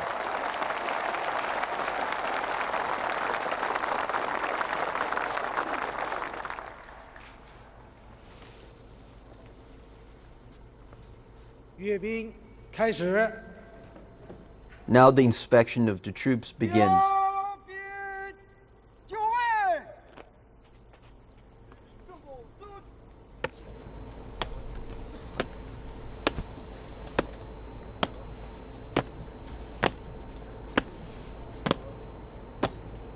Well, the first thing we see as the parade begins is the pace setters getting into positions. These soldiers will serve as markers along the Chang'an Avenue. The marching troops will change their routines and their pace, their steps when passing. But the tradition of military processions runs deep in China.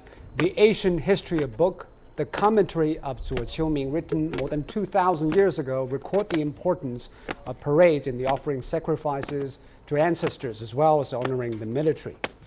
Commemorating key events in history with parades is a common international practice. China has held 14 parades since the founding of the People's Republic. Today is the first to commemorate the end of both China's war and the world. It shows our respect to history, our determination to safeguard peace.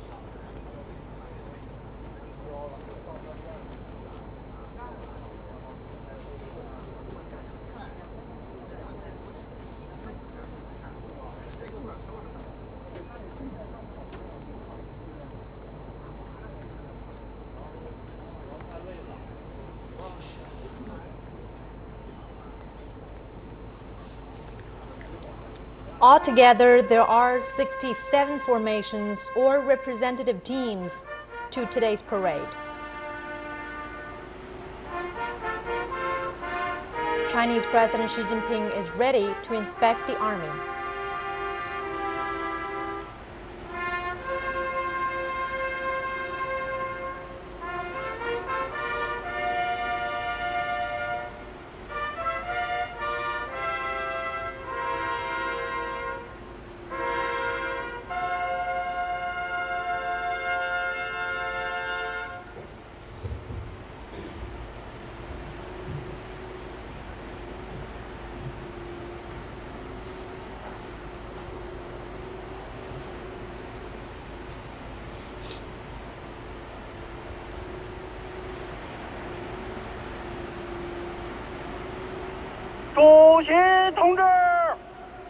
Mr. President, the troops stand ready for your inspection.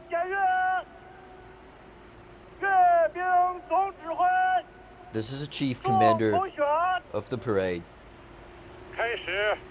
Let's begin.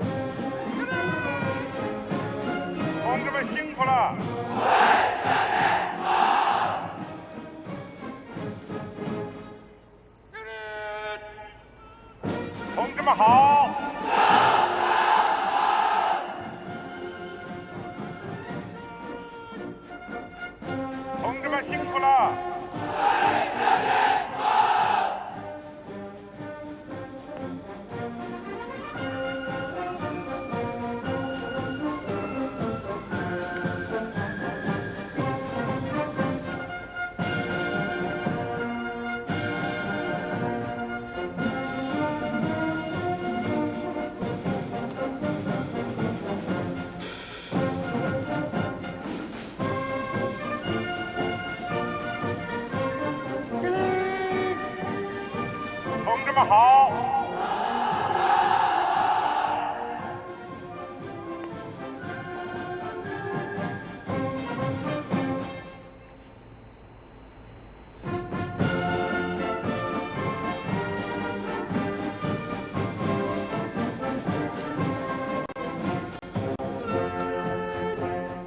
同志们辛苦了。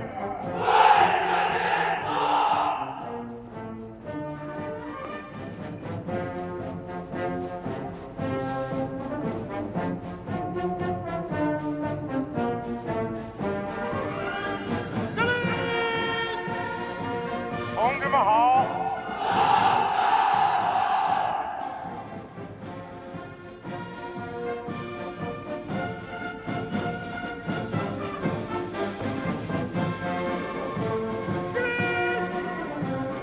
同志们辛苦了。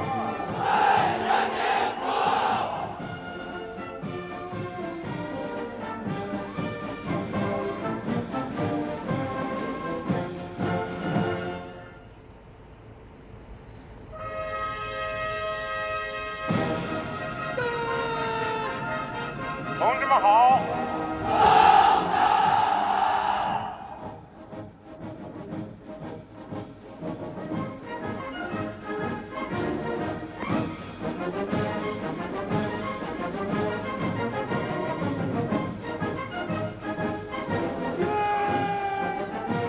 同志们辛苦了。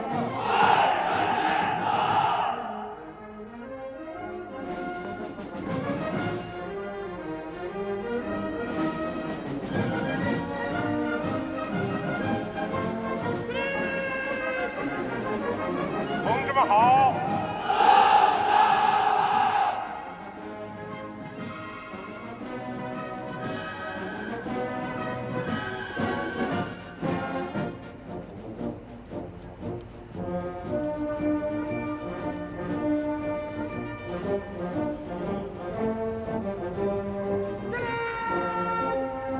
同志们好。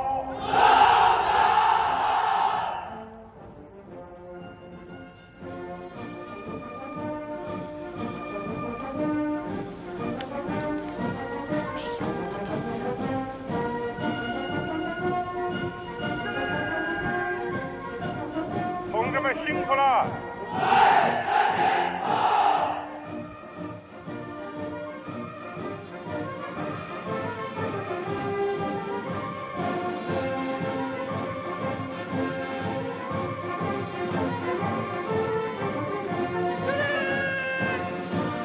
同志们好。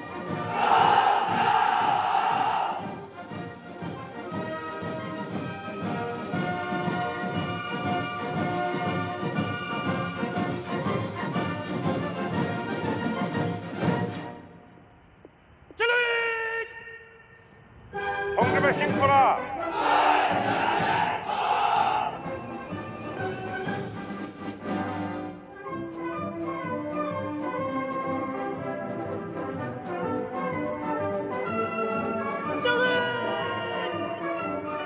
同志们好。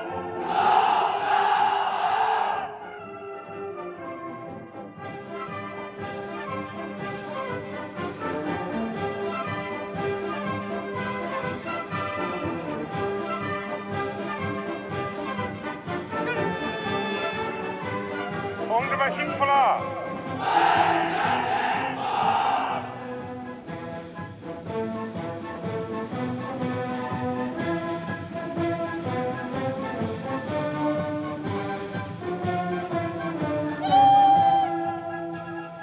同志们好。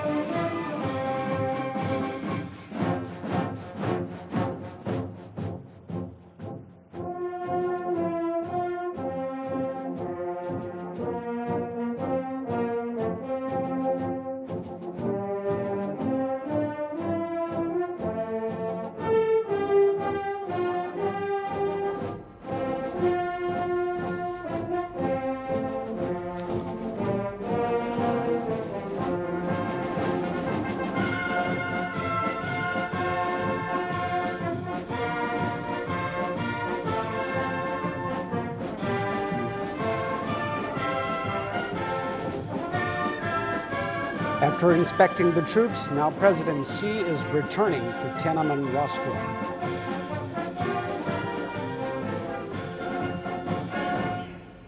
An old Chinese saying goes, trials and tribulations will regenerate a nation, and the preservation of past experiences will guide the future.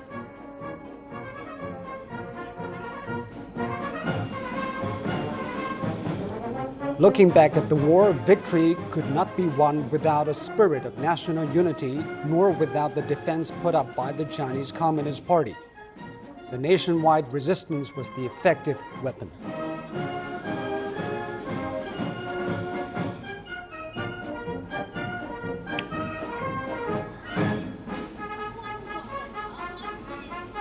That period of history also attests to the necessity of a strong army for a strong nation. A powerful army and consolidated defense are the guarantees for a peaceful country and survival of its people.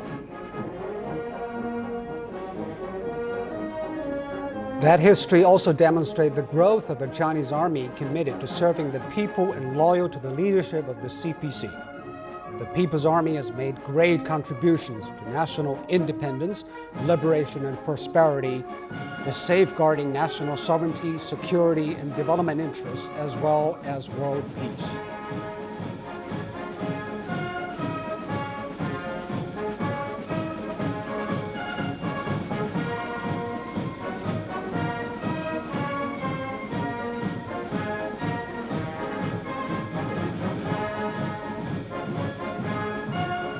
Today, the PLA has developed into a modernized, high-technology-based army consisting of multiple forces. The CPC's goal is to build a loyal, adept, and commendable force befitting of the times. Every generation of the Army shoulders the responsibility of a particular era. Today's Army is training a generation of qualified troops with tough spirit, combat capability, fortitude, and fine character.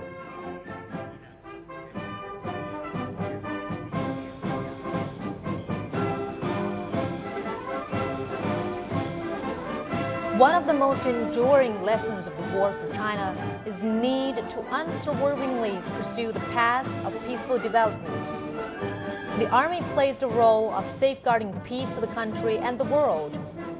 In President Xi Jinping's words, the Chinese people have hearts that are bigger than the oceans or the sky, but we definitely cannot tolerate sand in our eyes. And that sand refers to covering up of atrocities, distortion of history, and attempts to detract from the value of the Chinese victory.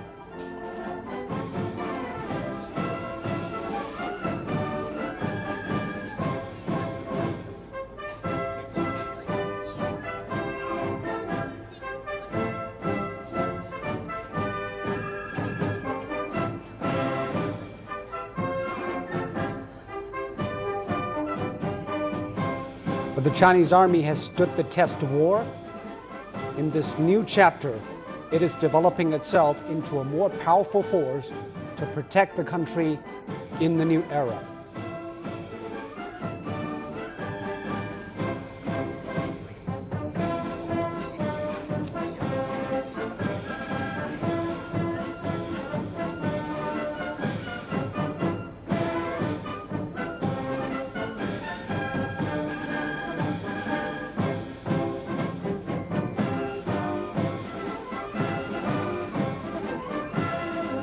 Altogether, there are 67 formations or representative teams in today's parade.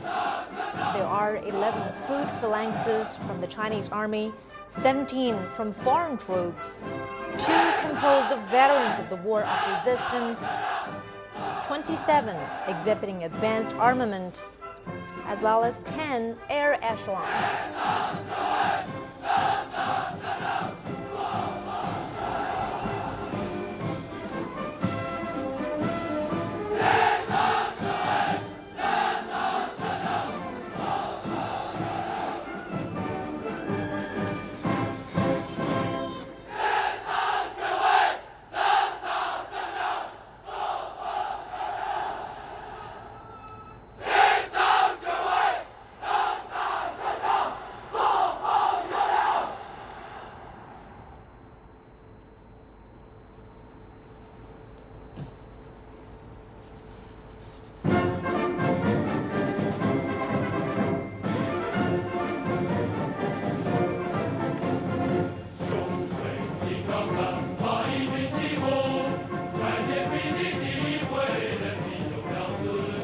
Very soon the troops will begin to march.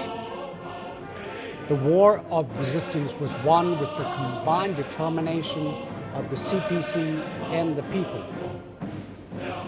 China was the major east battlefield of the Second World War. The fight on this front locked in 94% of the Japanese land forces, impeding Japan from redirecting its aggression to the rest of the world.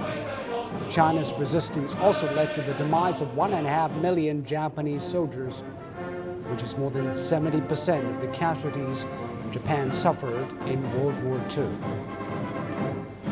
And China also positively propelled a worldwide anti-fascist united front and became one of the founding members of the United Nations.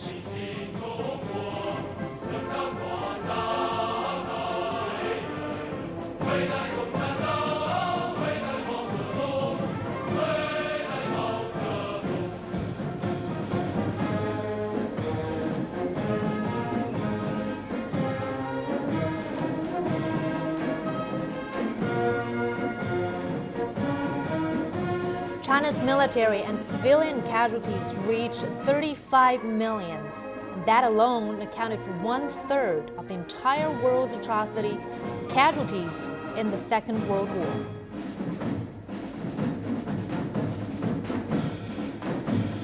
China's war of resistance supported the anti-fascist struggle in the European and Pacific theaters.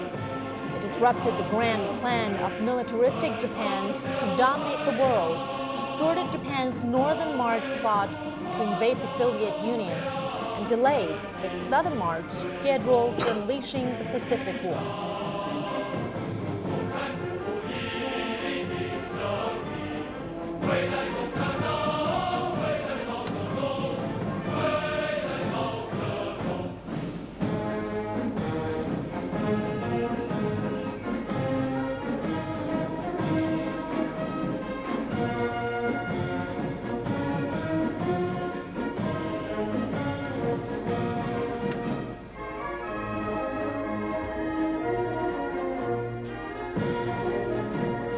US President Franklin Roosevelt once said that without China, or if China had been defeated, many more Japanese divisions would have been deployed to other areas, and they would have been able to occupy Australia and India immediately without any trouble, and then push to the Mideast.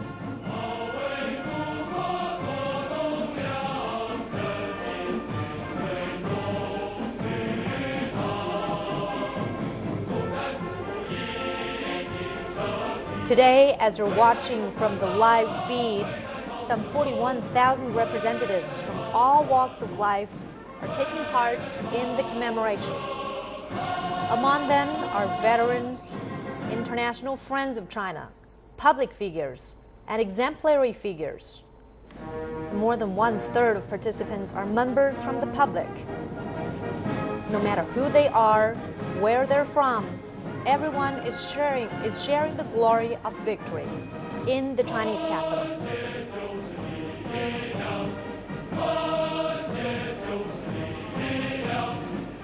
China wants to tell the world the purpose of the parade is to remember history and those martyrs who have given their lives, cherish peace, and create the future.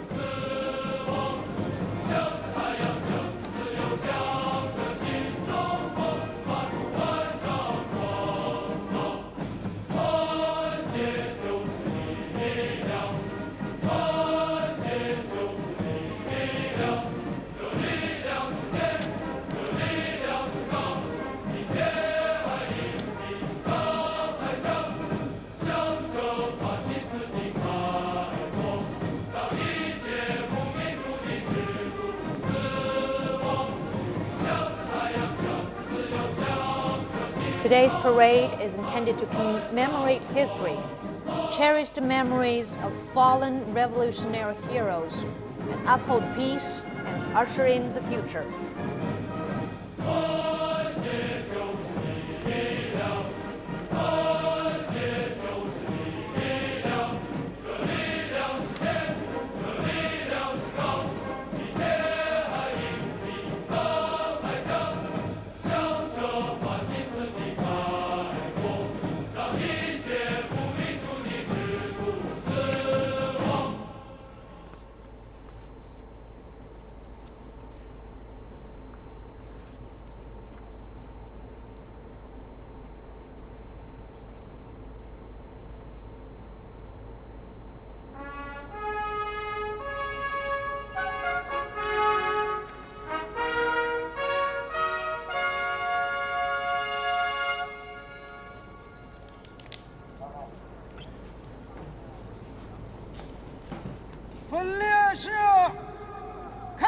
Now the parade begins.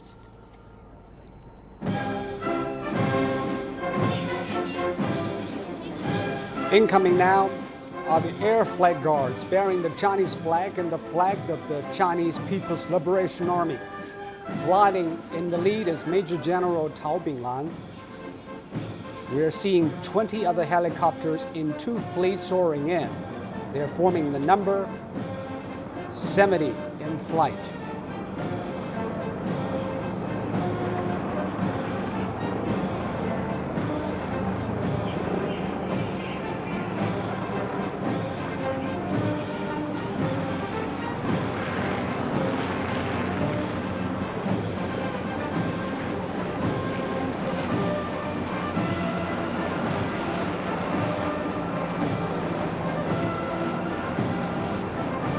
And now a flyover by 7 training jets whose trails represent a journey to a bright, colorful future.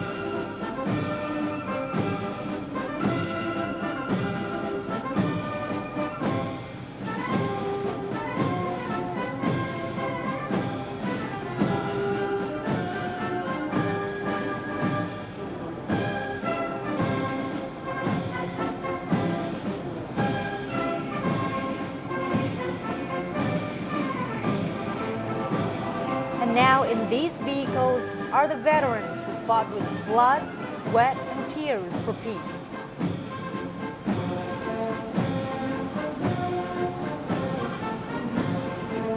Riding alongside them are 45 soldiers from the Motorcycle Honor Guard Unit. The motorcycle escort fleet is an honor usually reserved for state guests. It was suspended in 2003 because of disruptions in traffic, but resumed in 2014.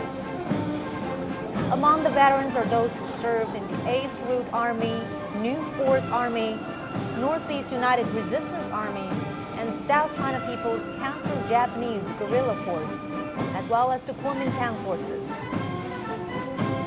The average age of these veterans is 90 years old.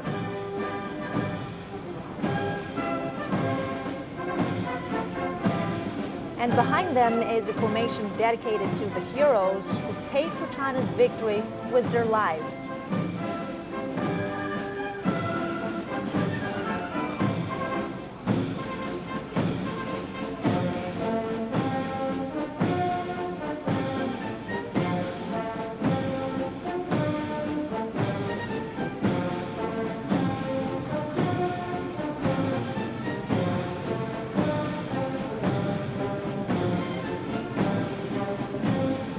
Following behind are the descendants of veterans.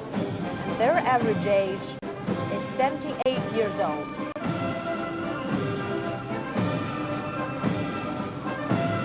President Xi Jinping awarded the veterans on September 2nd to pay their tribute to their contribution in the war.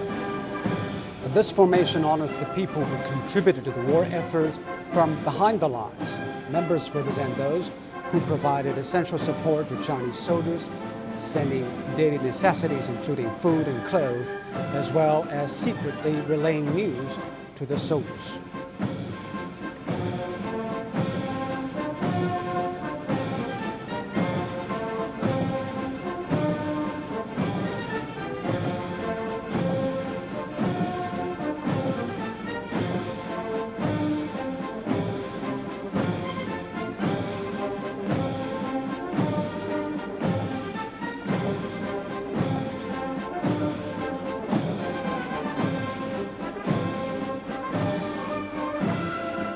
67 formations, including 50 PLA formations and 17 formations or representative teams of foreign troops, are taking part in today's parade.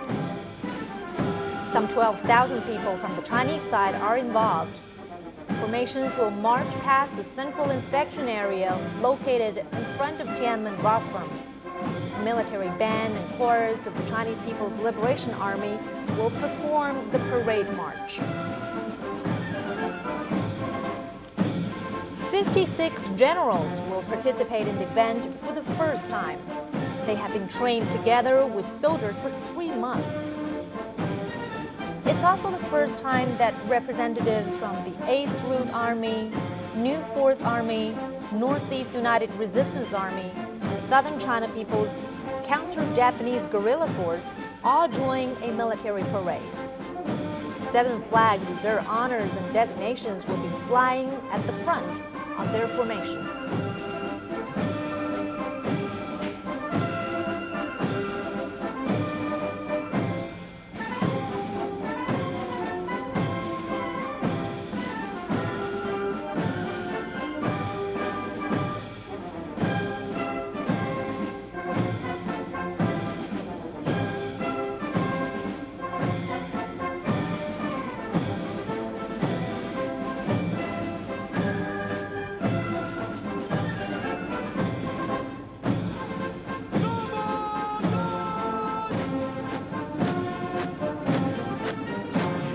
And now here comes the Honor Guards, composed of the PLA's 3 branches, the Army, the Navy, and the Air Force. In May this year, these soldiers attended Russia's own Victory Day parade, which marked the country's win in the Great Patriotic War, as Russia calls it. For the very first time, the presence of female Honor Guards in the formation, they made their debut last May at a welcoming ceremony for Turkmenistan's president.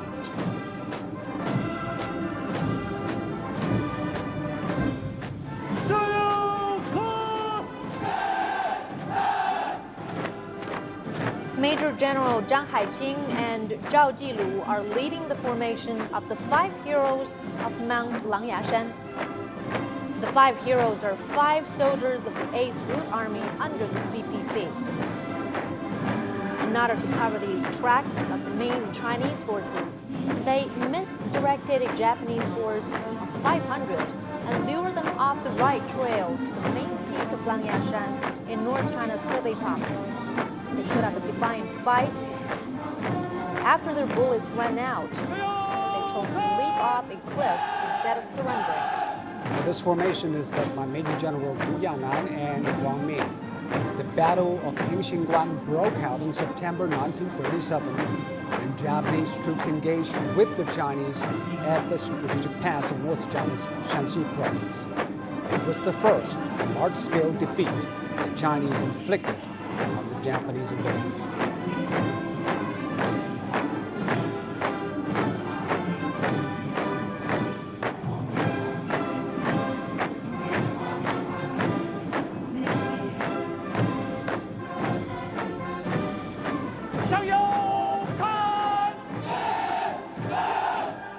Walking down the Chang'an Avenue now is the formation of the Bayonet Company of Heroes in the 100 Regiment campaign, led by Major Generals Deng Zhiping and Gao Wei. The company is known for the hand-to-hand battle it fought with Japanese soldiers. The 100 Regiment campaign was the largest and longest strategic offensive launched by the CPC forces.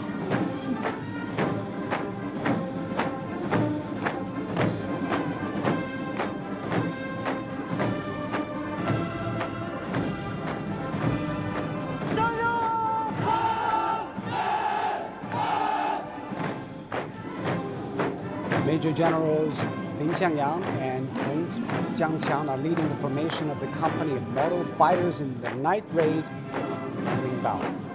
The unit represents the forces which attacked Yanlingbao Airport used by the Japanese in North China's Shanxi province on the night of October the 19th of 1937. The 1-hour battle inflicted damage on 24 enemy aircraft, dealing a heavy blow to Japan's air transport capabilities.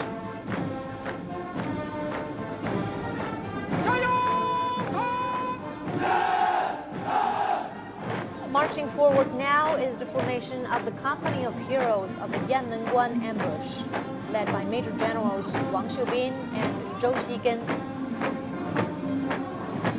The company launched 2 ambushes at Yanmenguan, a pass in North China's Shanxi province, and cut off the Japanese supply line.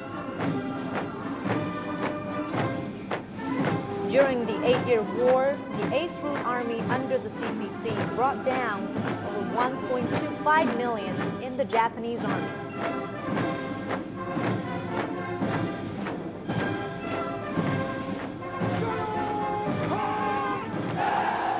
Major General Xia Junyou and Major General Liu Weixing are leading this formation in the battle in Liulaozhuang village in the eastern province of Jiangsu. The company from the new 4th Army sniped at and killed over 1,000 Japanese soldiers. All 82 soldiers of the company also gave their lives. The new 4th Army was a main force in the war of resistance, taking down some 300,000 Japanese troops.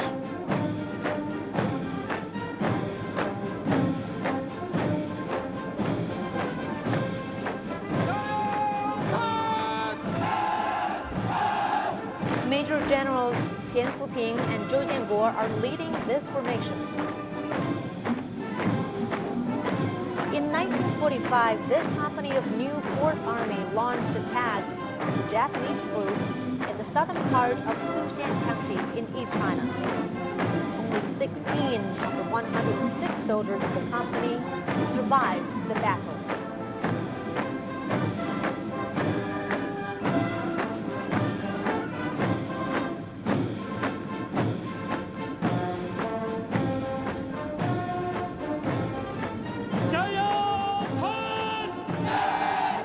Here is the formation of the heroic Northeast United Resistance Army. Major General Wang Chengwei and Major General Wang Yinfang are leading the formation. The Northeast United Resistance Army was the earliest resistance force formed under the CPC. Resistance in the Northeast locked in a large amount of Japanese forces, keeping them from being redirected to the wider stage of the Second World War.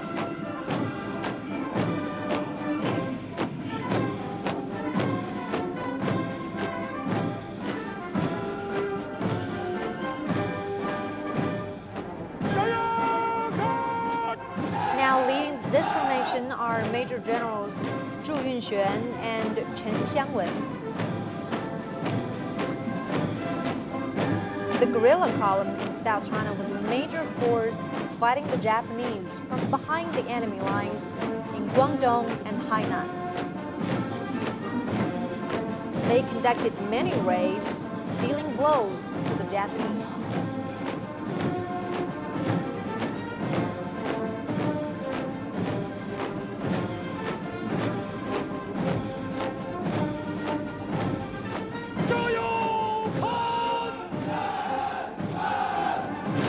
Leading the formation of Major General Xu Ping and Gong Chunyan, the People's Armed Police grew out of troops which also fought in the War of Resistance and are known for a number of valiant battles.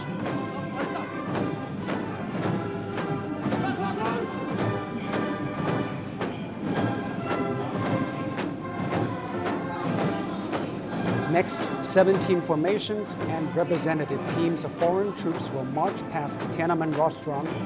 Never before has China invited foreign troops to join in the parade. The Afghan representative team, led by Lieutenant Colonel Abdul Rahim from the Guard of Honor. Passing through now is the formation of Belarus. Leading the formation is Colonel Ratsu Anatoly, a garrison commander.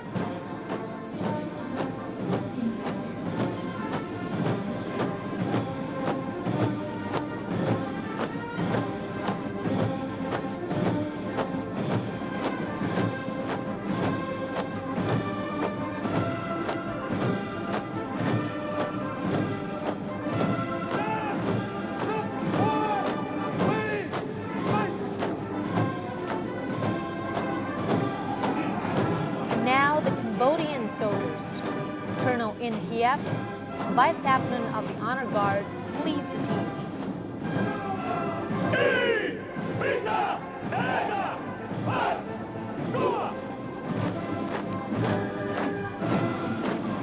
Now comes the Cuban Revolutionary Armed Forces.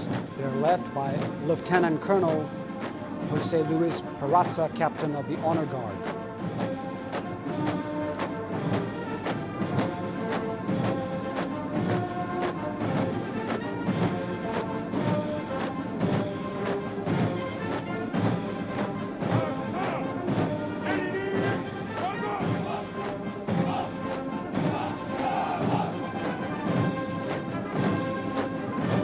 Marching forward now is Egyptian formation. Colonel Ahmad Abdelaziz Mohammed Ali Al-Sayyad leads the formation of Egyptian armed forces.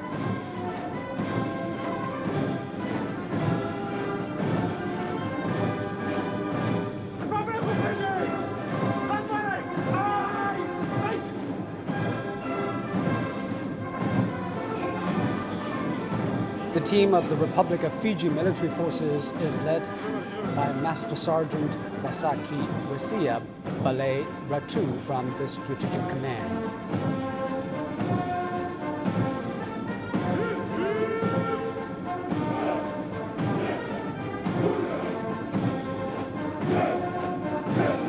Now the formation of the Republic of Kazakhstan. Leading the formation is Colonel Aldior Nurlan. He's Deputy Director of the Training Department of the General Staff Headquarters.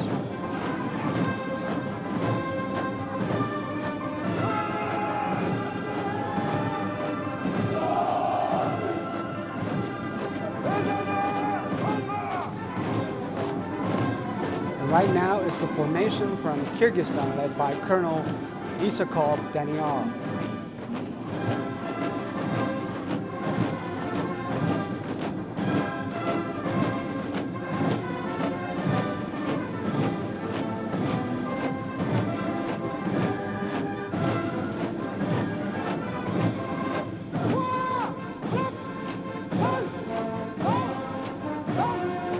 This is the team of the Lao People's Army. It is led by Captain Khan Villafong.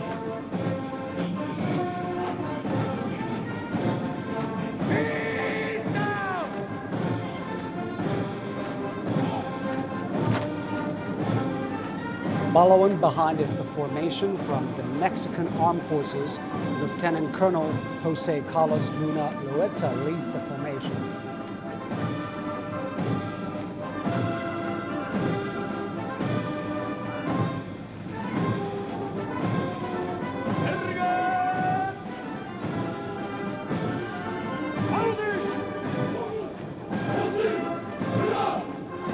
This is the Mongolian formation. Lieutenant Colonel Batbagel Karshadin is leading the troop.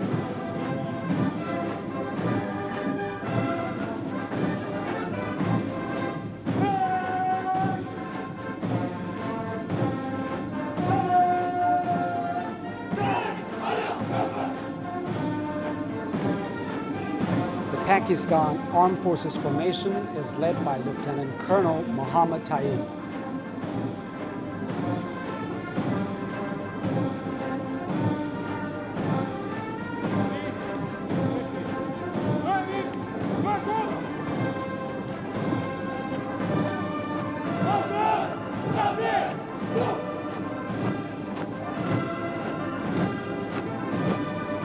Marching forward now is the Serbian Armed Forces. Major Marko Majanovic is leading this formation.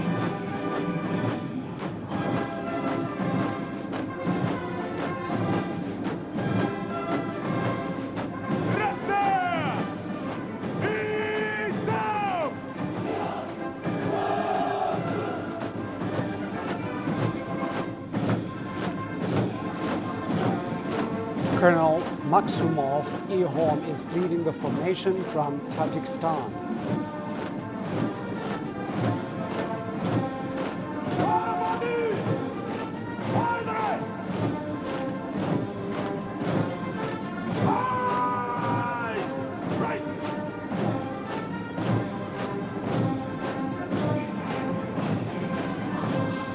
This is the representative team of Vanuatu. Lieutenant Boma Avia from the Mobile Force is leading this formation.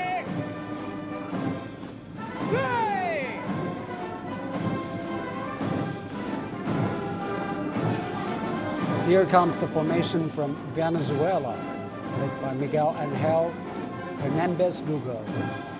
He's a military academy cadet.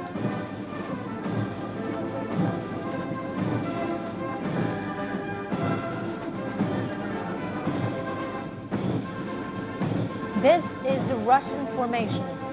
It is led by senior captain Bobrov Dmitry Alexandrovich. There are 85 soldiers from the country's 154th Privachensky Independent Regiment, which serves as the official honor guard regiment of the Russian Armed Forces. The honor guards of this regiment also took part in Russia's Victory Day parade in May and were the first to march into Moscow's Red Square. The representatives of veterans of the Red Army of the Soviet Union, their descendants also attending the commemoration. 70 years ago, many foreign soldiers and international friends fought along with China, including U.S. Flying Tigers Commander Claire Chennault, Canadian Dr. Norman Bethune, and Indian Dr. Dwakanath Kotnis.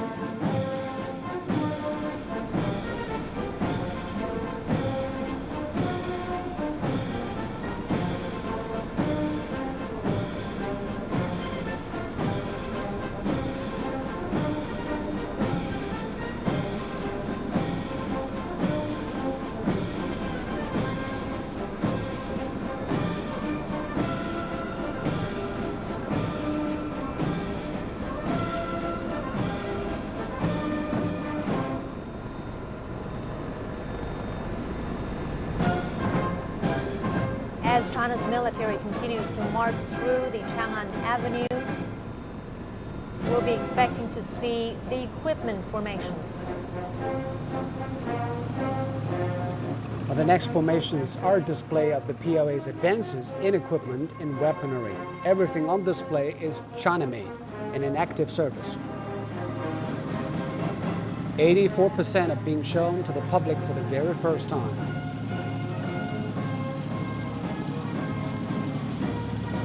Lieutenant generals are leading the formations: Bai Jianjun, Tian Zhongzhong,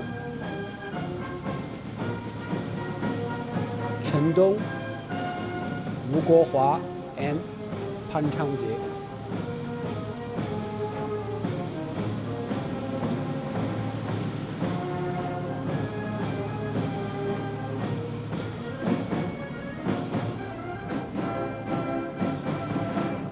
Coming into view now is the Ground Assault Unit, made up of 9 formations.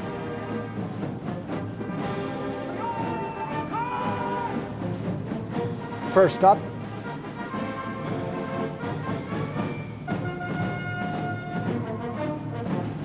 the tanks.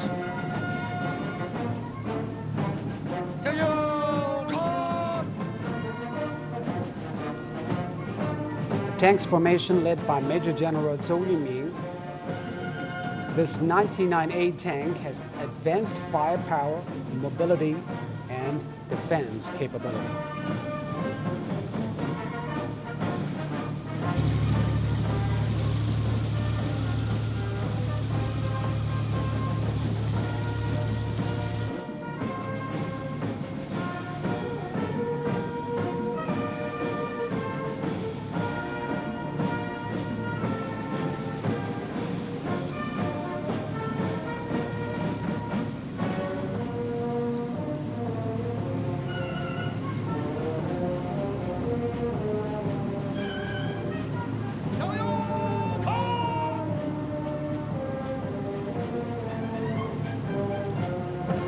Next up, Major General Li Xiaoyan is leading this formation, the Marine Corps Amphibious Assault Vehicle formation.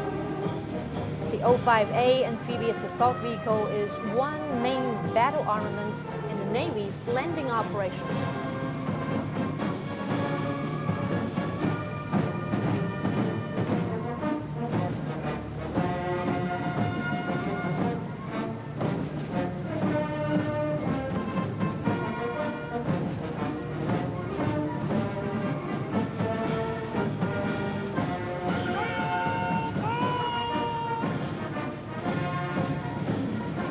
Leading the next formation is Major General Li Ming. The 04A infantry fighting vehicles capable of mobile assault and defense on complex terrains.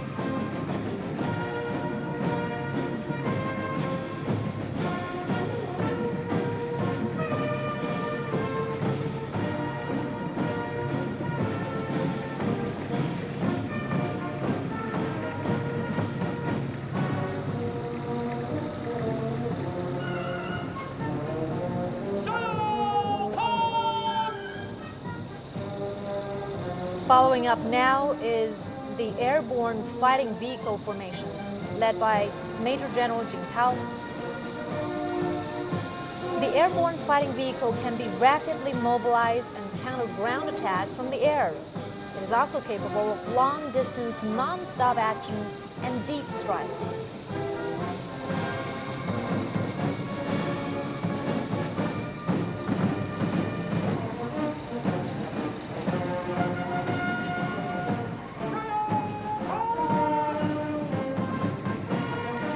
But this is the formation of anti-tank missiles.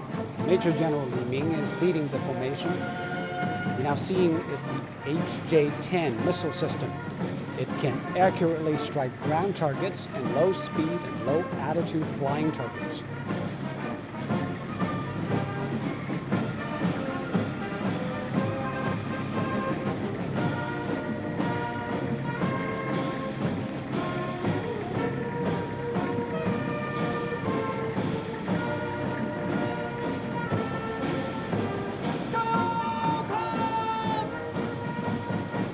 Up next is the formation of tracked self-propelled artilleries led by Major General Liu Ling.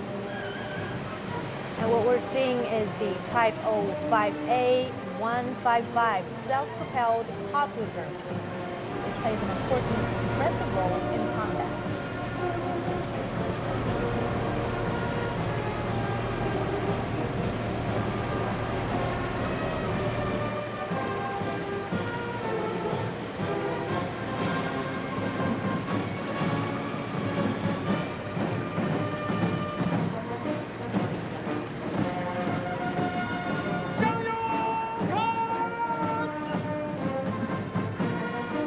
Now comes the formation of wheeled armored assault vehicles led by Major General Liu Bafeng.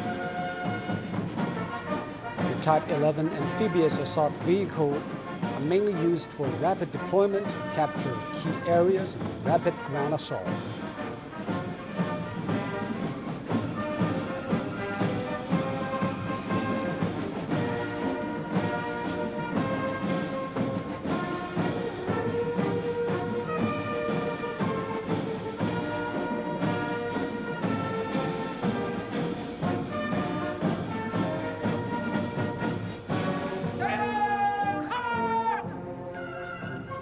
Marching forward now is the formation of high-mobility assault vehicles.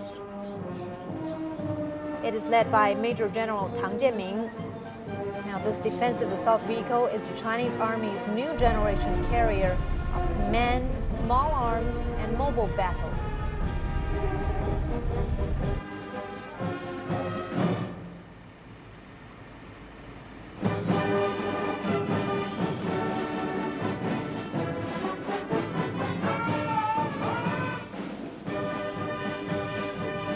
The formation of the Armed Police Anti-Terrorism Assault Vehicles led by Major General Meng Ming. Armed police are the assault forces in fighting terrorism. They have an accomplished track record in handling unforeseen and sudden events and fighting violent crimes.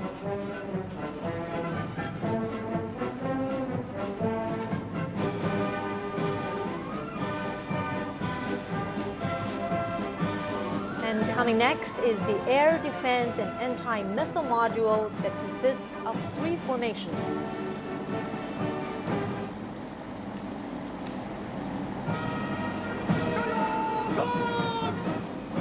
And here's the formation of anti-aircraft artillery led by Major General Sun Yongbo. The 35mm self-propelled anti-aircraft gun has many impressive characteristics, including rapid firing speed, high on-target accuracy, and strong anti-interference ability.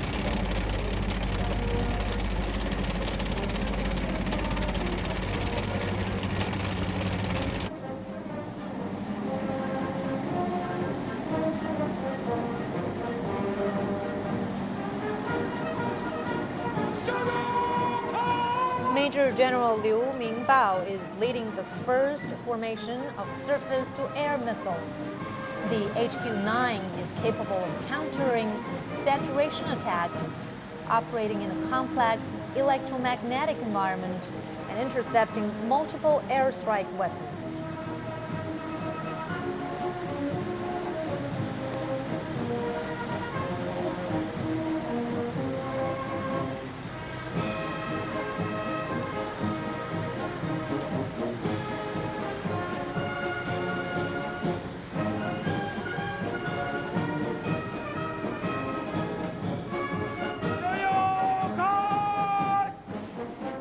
We have the second formation of surface-to-air missiles. It is led by Major General Pan Guohai. The HQ-12 surface-to-air missile is China's mid-to-high-altitude air defense weapon. The HQ-6A is China's new generation terminal defense armament.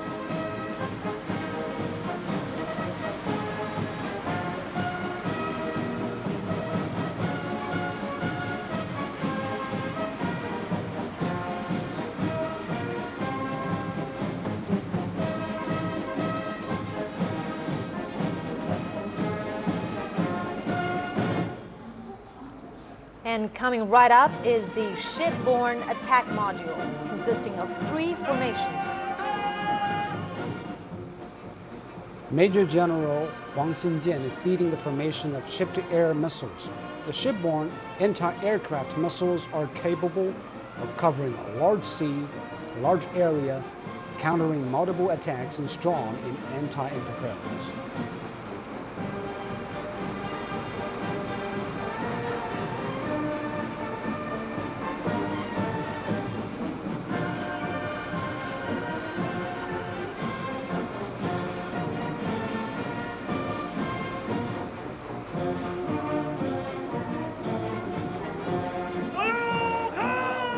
Following behind is the formation of anti-ship missiles led by Major General Liu Gengqun. They are the key players in maritime combat and are an effective means for defending sovereignty, maritime rights and interests, and are the features of a modern maritime defense system.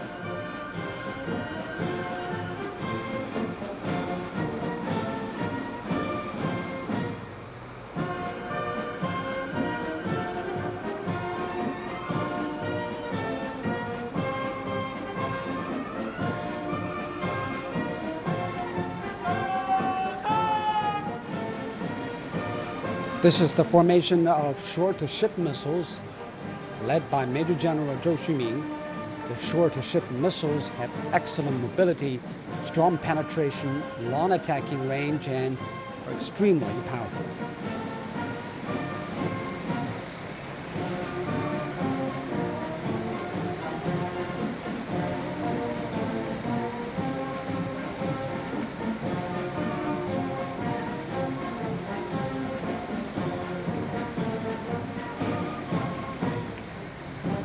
There are 6 formations for the Strategic Strike Module, including the 2nd Artillery Force.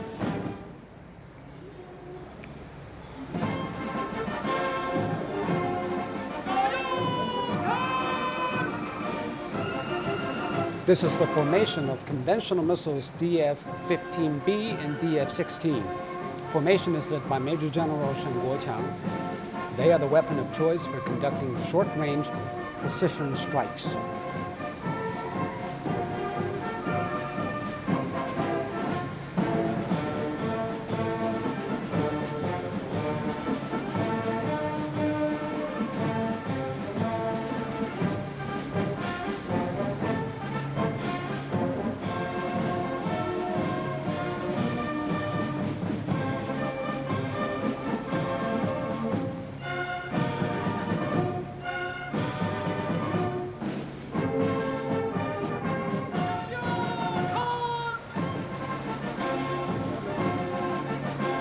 Here comes the 2nd formation of conventional missiles, led by Major General Li Jun.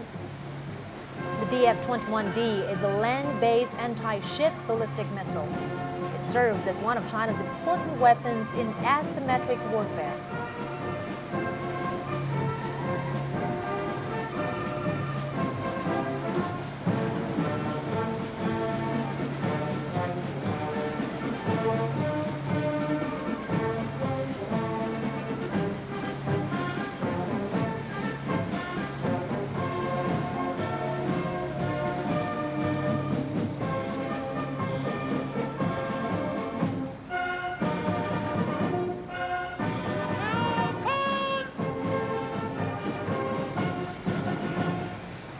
third formation of conventional missiles led by Major General Liu Chao. The CJ-10 cruise missile is capable of stealth penetration, compound guidance, consecutive attacks, and high precision to inflict powerful damage. It is one of China's main battle armaments.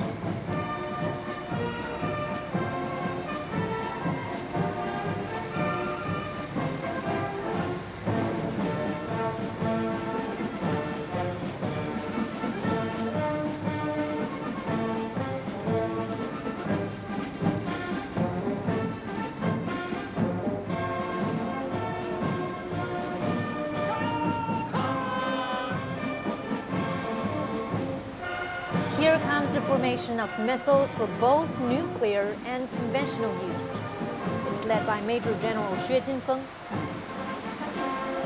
The DF-26 can conduct medium to long-range, precise attacks on key ground targets and large to medium naval ships.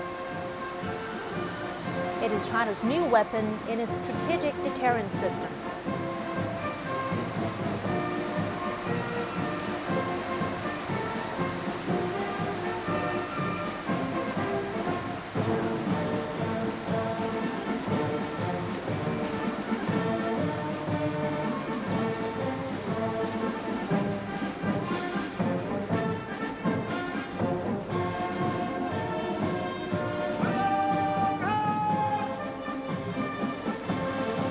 And this is the fourth formation of nuclear missiles. It is led by Major General Wang Dingfang. What we are seeing now is DF-31A, a solid-propelled intercontinental ballistic missile.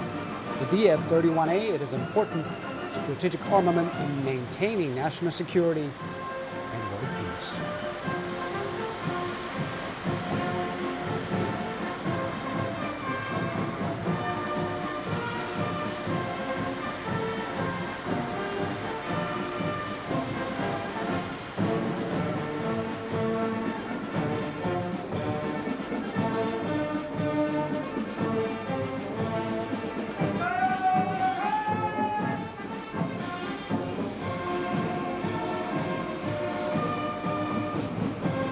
And here comes the second formation of nuclear missiles, led by Major General Zhang Mingguo.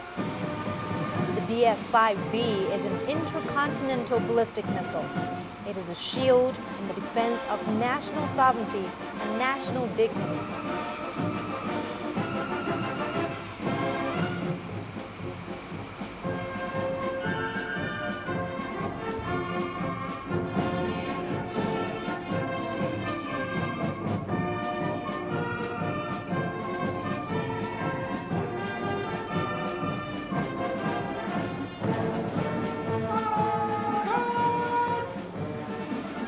But there are three formations for the information support module.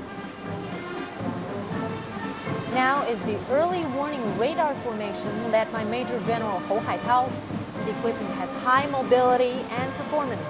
It can operate independently and is an important safeguard of the nation's air security.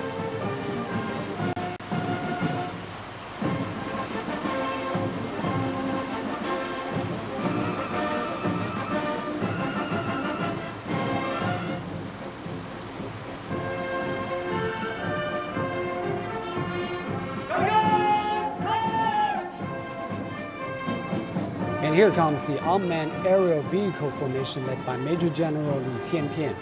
The UAV unit provides new means for the military to handle diversified tasks. It is multifunctional, covering reconnaissance, guides, strikes, strategies, campaigns, and tactics.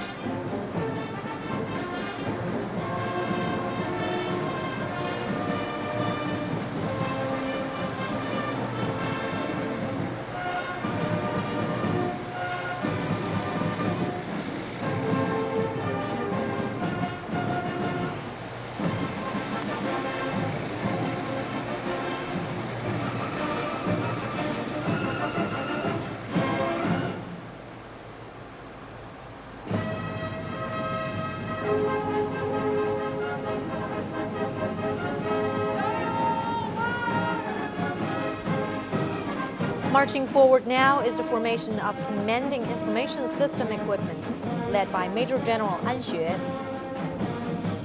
China has established a unified command system that engages the three armed forces and integrates different networks and elements.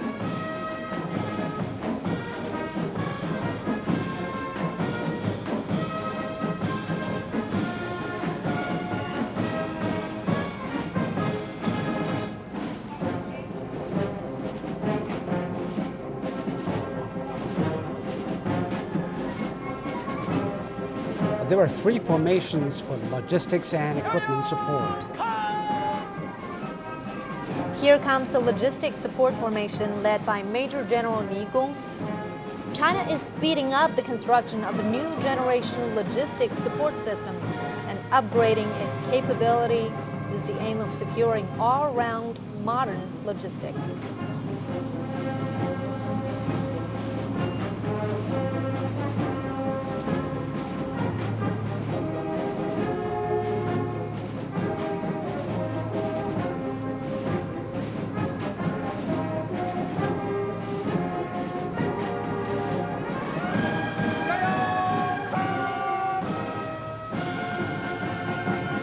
Now it's the formation of equipment support led by Major General Wang Zidong. The equipment on display provides all-season, all-region support. China is speeding up the upgrade of its armament and enhancing its equipment support capability.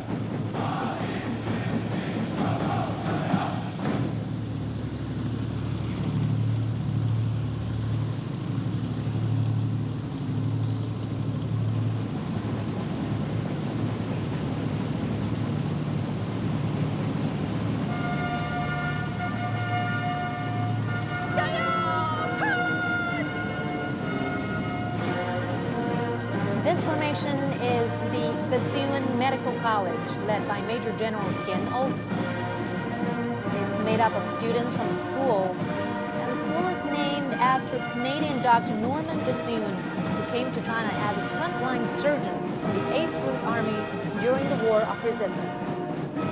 The Chinese military says it's carrying on the spirit of Bethune in its expansion of mobile medical services.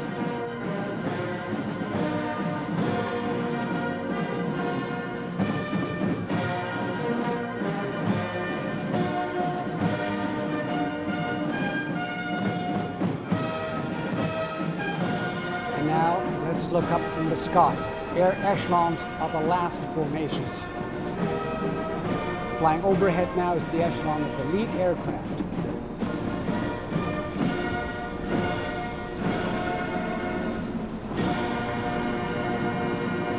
There's KJ-2000 early warning aircraft and 8 J-10 escort fighters. Lieutenant General Zheng Qunliang is the commander. The bi-aerobatic team is flying the J-10 fighters.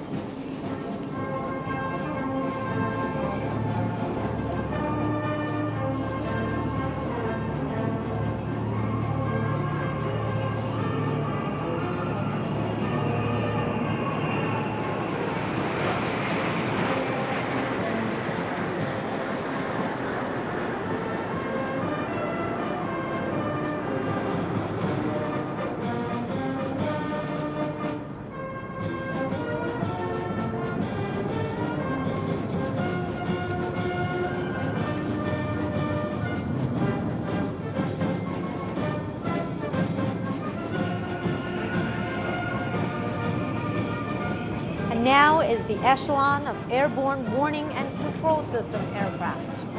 It consists of 1 KJ-500 early warning aircraft, 2 Y-8 transport aircraft, 4 J-10 and 4 J-11 fighters.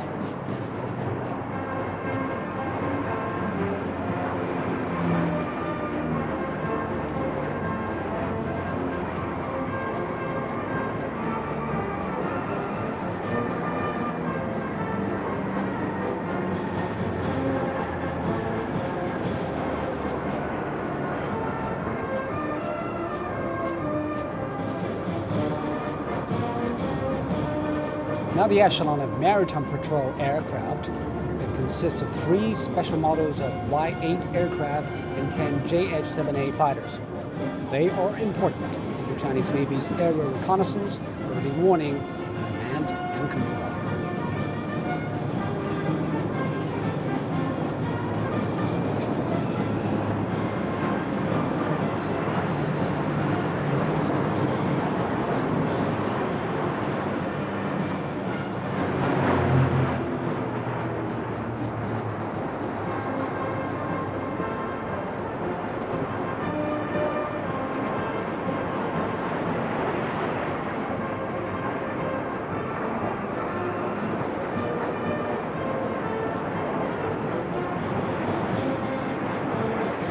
right overhead now is the echelon of H-6K bombers forming three flanks. The H-6K can carry cruise missiles and air-to-surface missiles. It's capable of long-distance raids, wide-ranging patrol, and strikes reaching outside defense zones.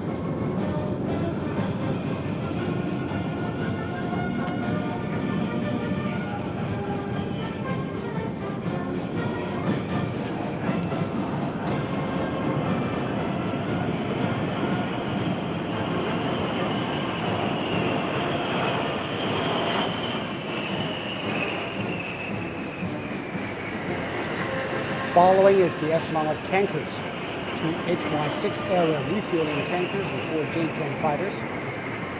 Mastering area refueling is a huge boost to the fleet's long-distance mobility and battle sustainability.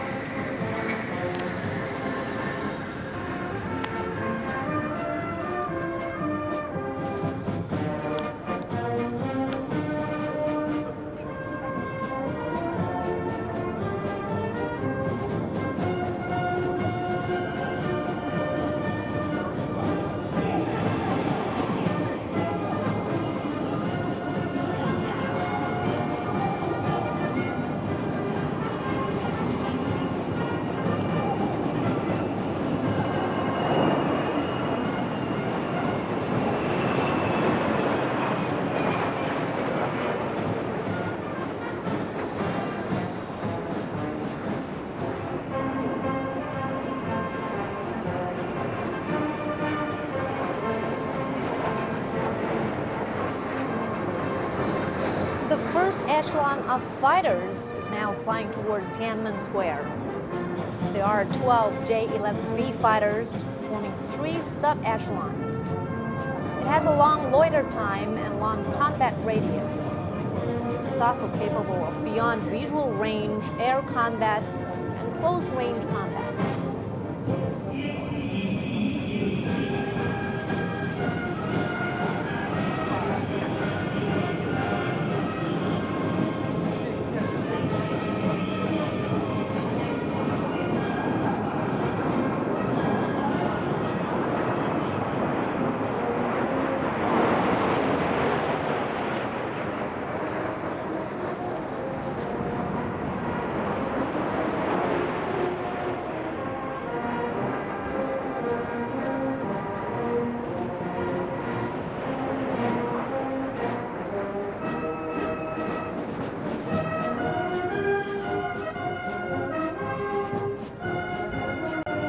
Next is the second echelon of fighters.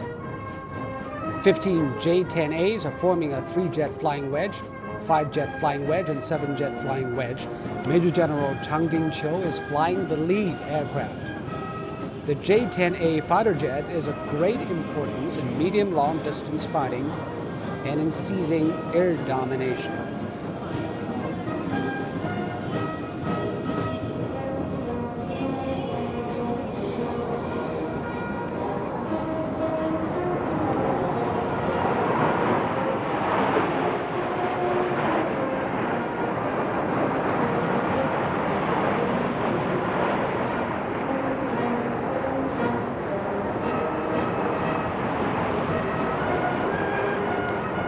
The echelon of carrier-based aircraft consists of 5 J-15 fighters.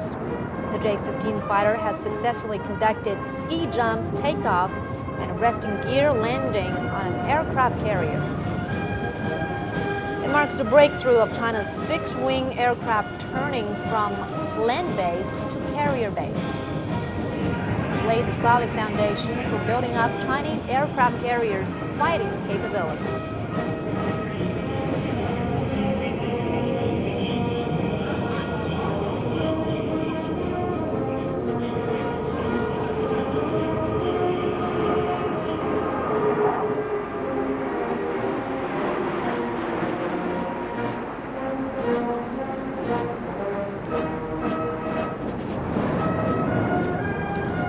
The last echelon flying towards Tiananmen, flying over Tiananmen Square, is that of the helicopters.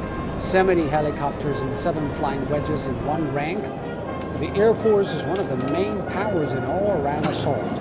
It is a key player in modern warfare and outdoor military operations as well.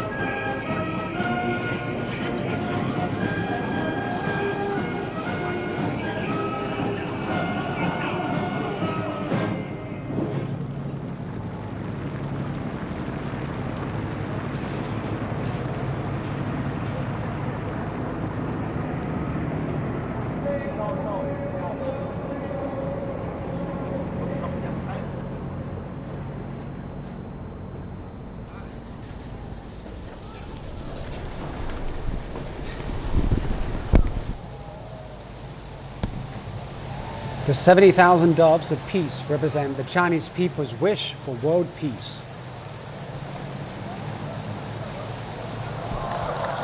Victory Day reminds us all of the pain of war and how precious peace is.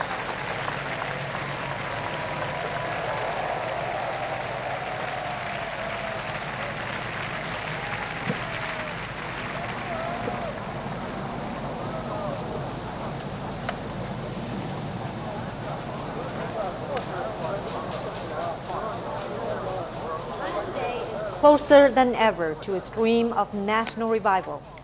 President Xi Jinping laid out the two 100-year goals. One is building a moderately prosperous society in all respects by 2021, when the CPC will celebrate its 100th anniversary. And the other is building an affluent, strong, civilized, and harmonious socialist modern country by 2049. The 100th anniversary of the founding of the People's Republic of China. And China is now moving closer than ever towards this vision. Victory Day reminds us of the importance of remembering the past, remembering the experiences that shape our present day. The victory belongs to the Chinese. It also belongs to all the peace-loving nations and people. And that was the military parade China has held to commemorate the 70th anniversary of the victory of the counter-Japanese war and the World Anti-Fascist War. The event ran 1.5 hours, featuring China's elite troops and most advanced weaponry. Chinese leaders and foreign dignitaries have attended the parade. Now let's have a recap of some of the exciting moments.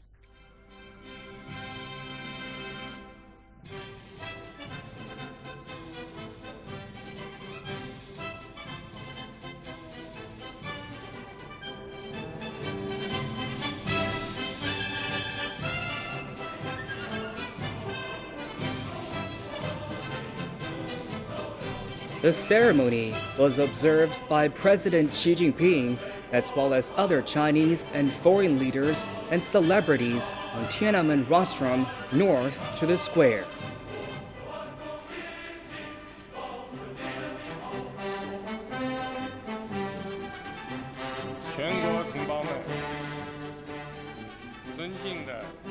In an address at the event, President Xi says China will cut the number of its troops by 300,000.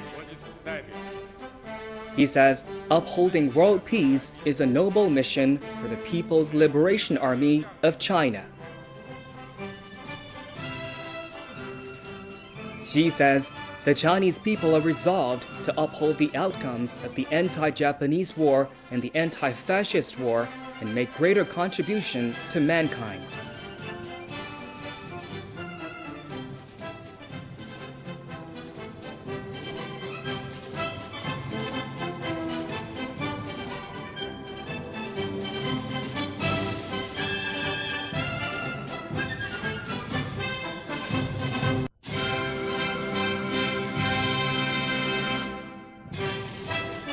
The highlight of the celebration was a military parade attended by about 12,000 servicemen and women, World War II veterans, and nearly 1,000 foreign troops from 17 other countries.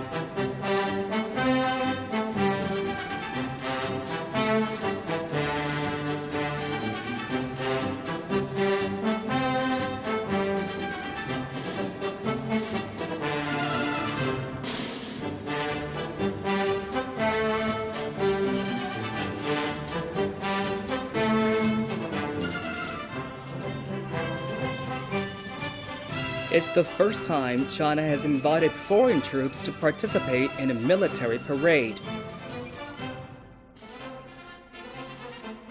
Among them were Belarus, Cuba, Egypt, Kazakhstan, Kyrgyzstan, Mexico, Mongolia, Pakistan, Serbia, Tajikistan, and Russia. Each phalanx was composed of about 75 soldiers. The parade also showcased China's latest weaponry. In 1951, the government of the People's Republic of China decided to set September the 3rd as the Victory Day of China's war of resistance against Japanese aggression, and in 2014, the country's top legislature ratified it as a National Memorial Day.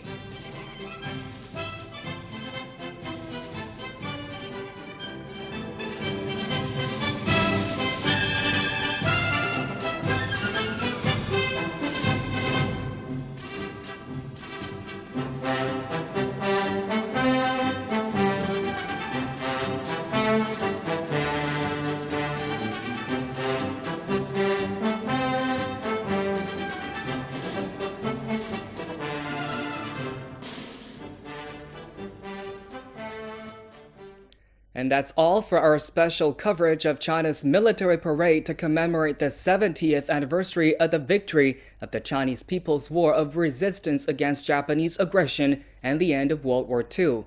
For more on the commemorations, stay tuned on CNC World. And you can also find out more on YouTube at New China TV and our website en.cncnews.cn. I'm Xie He in Beijing. On behalf of all our team at CNC World, thank you for being with us. Bye for now.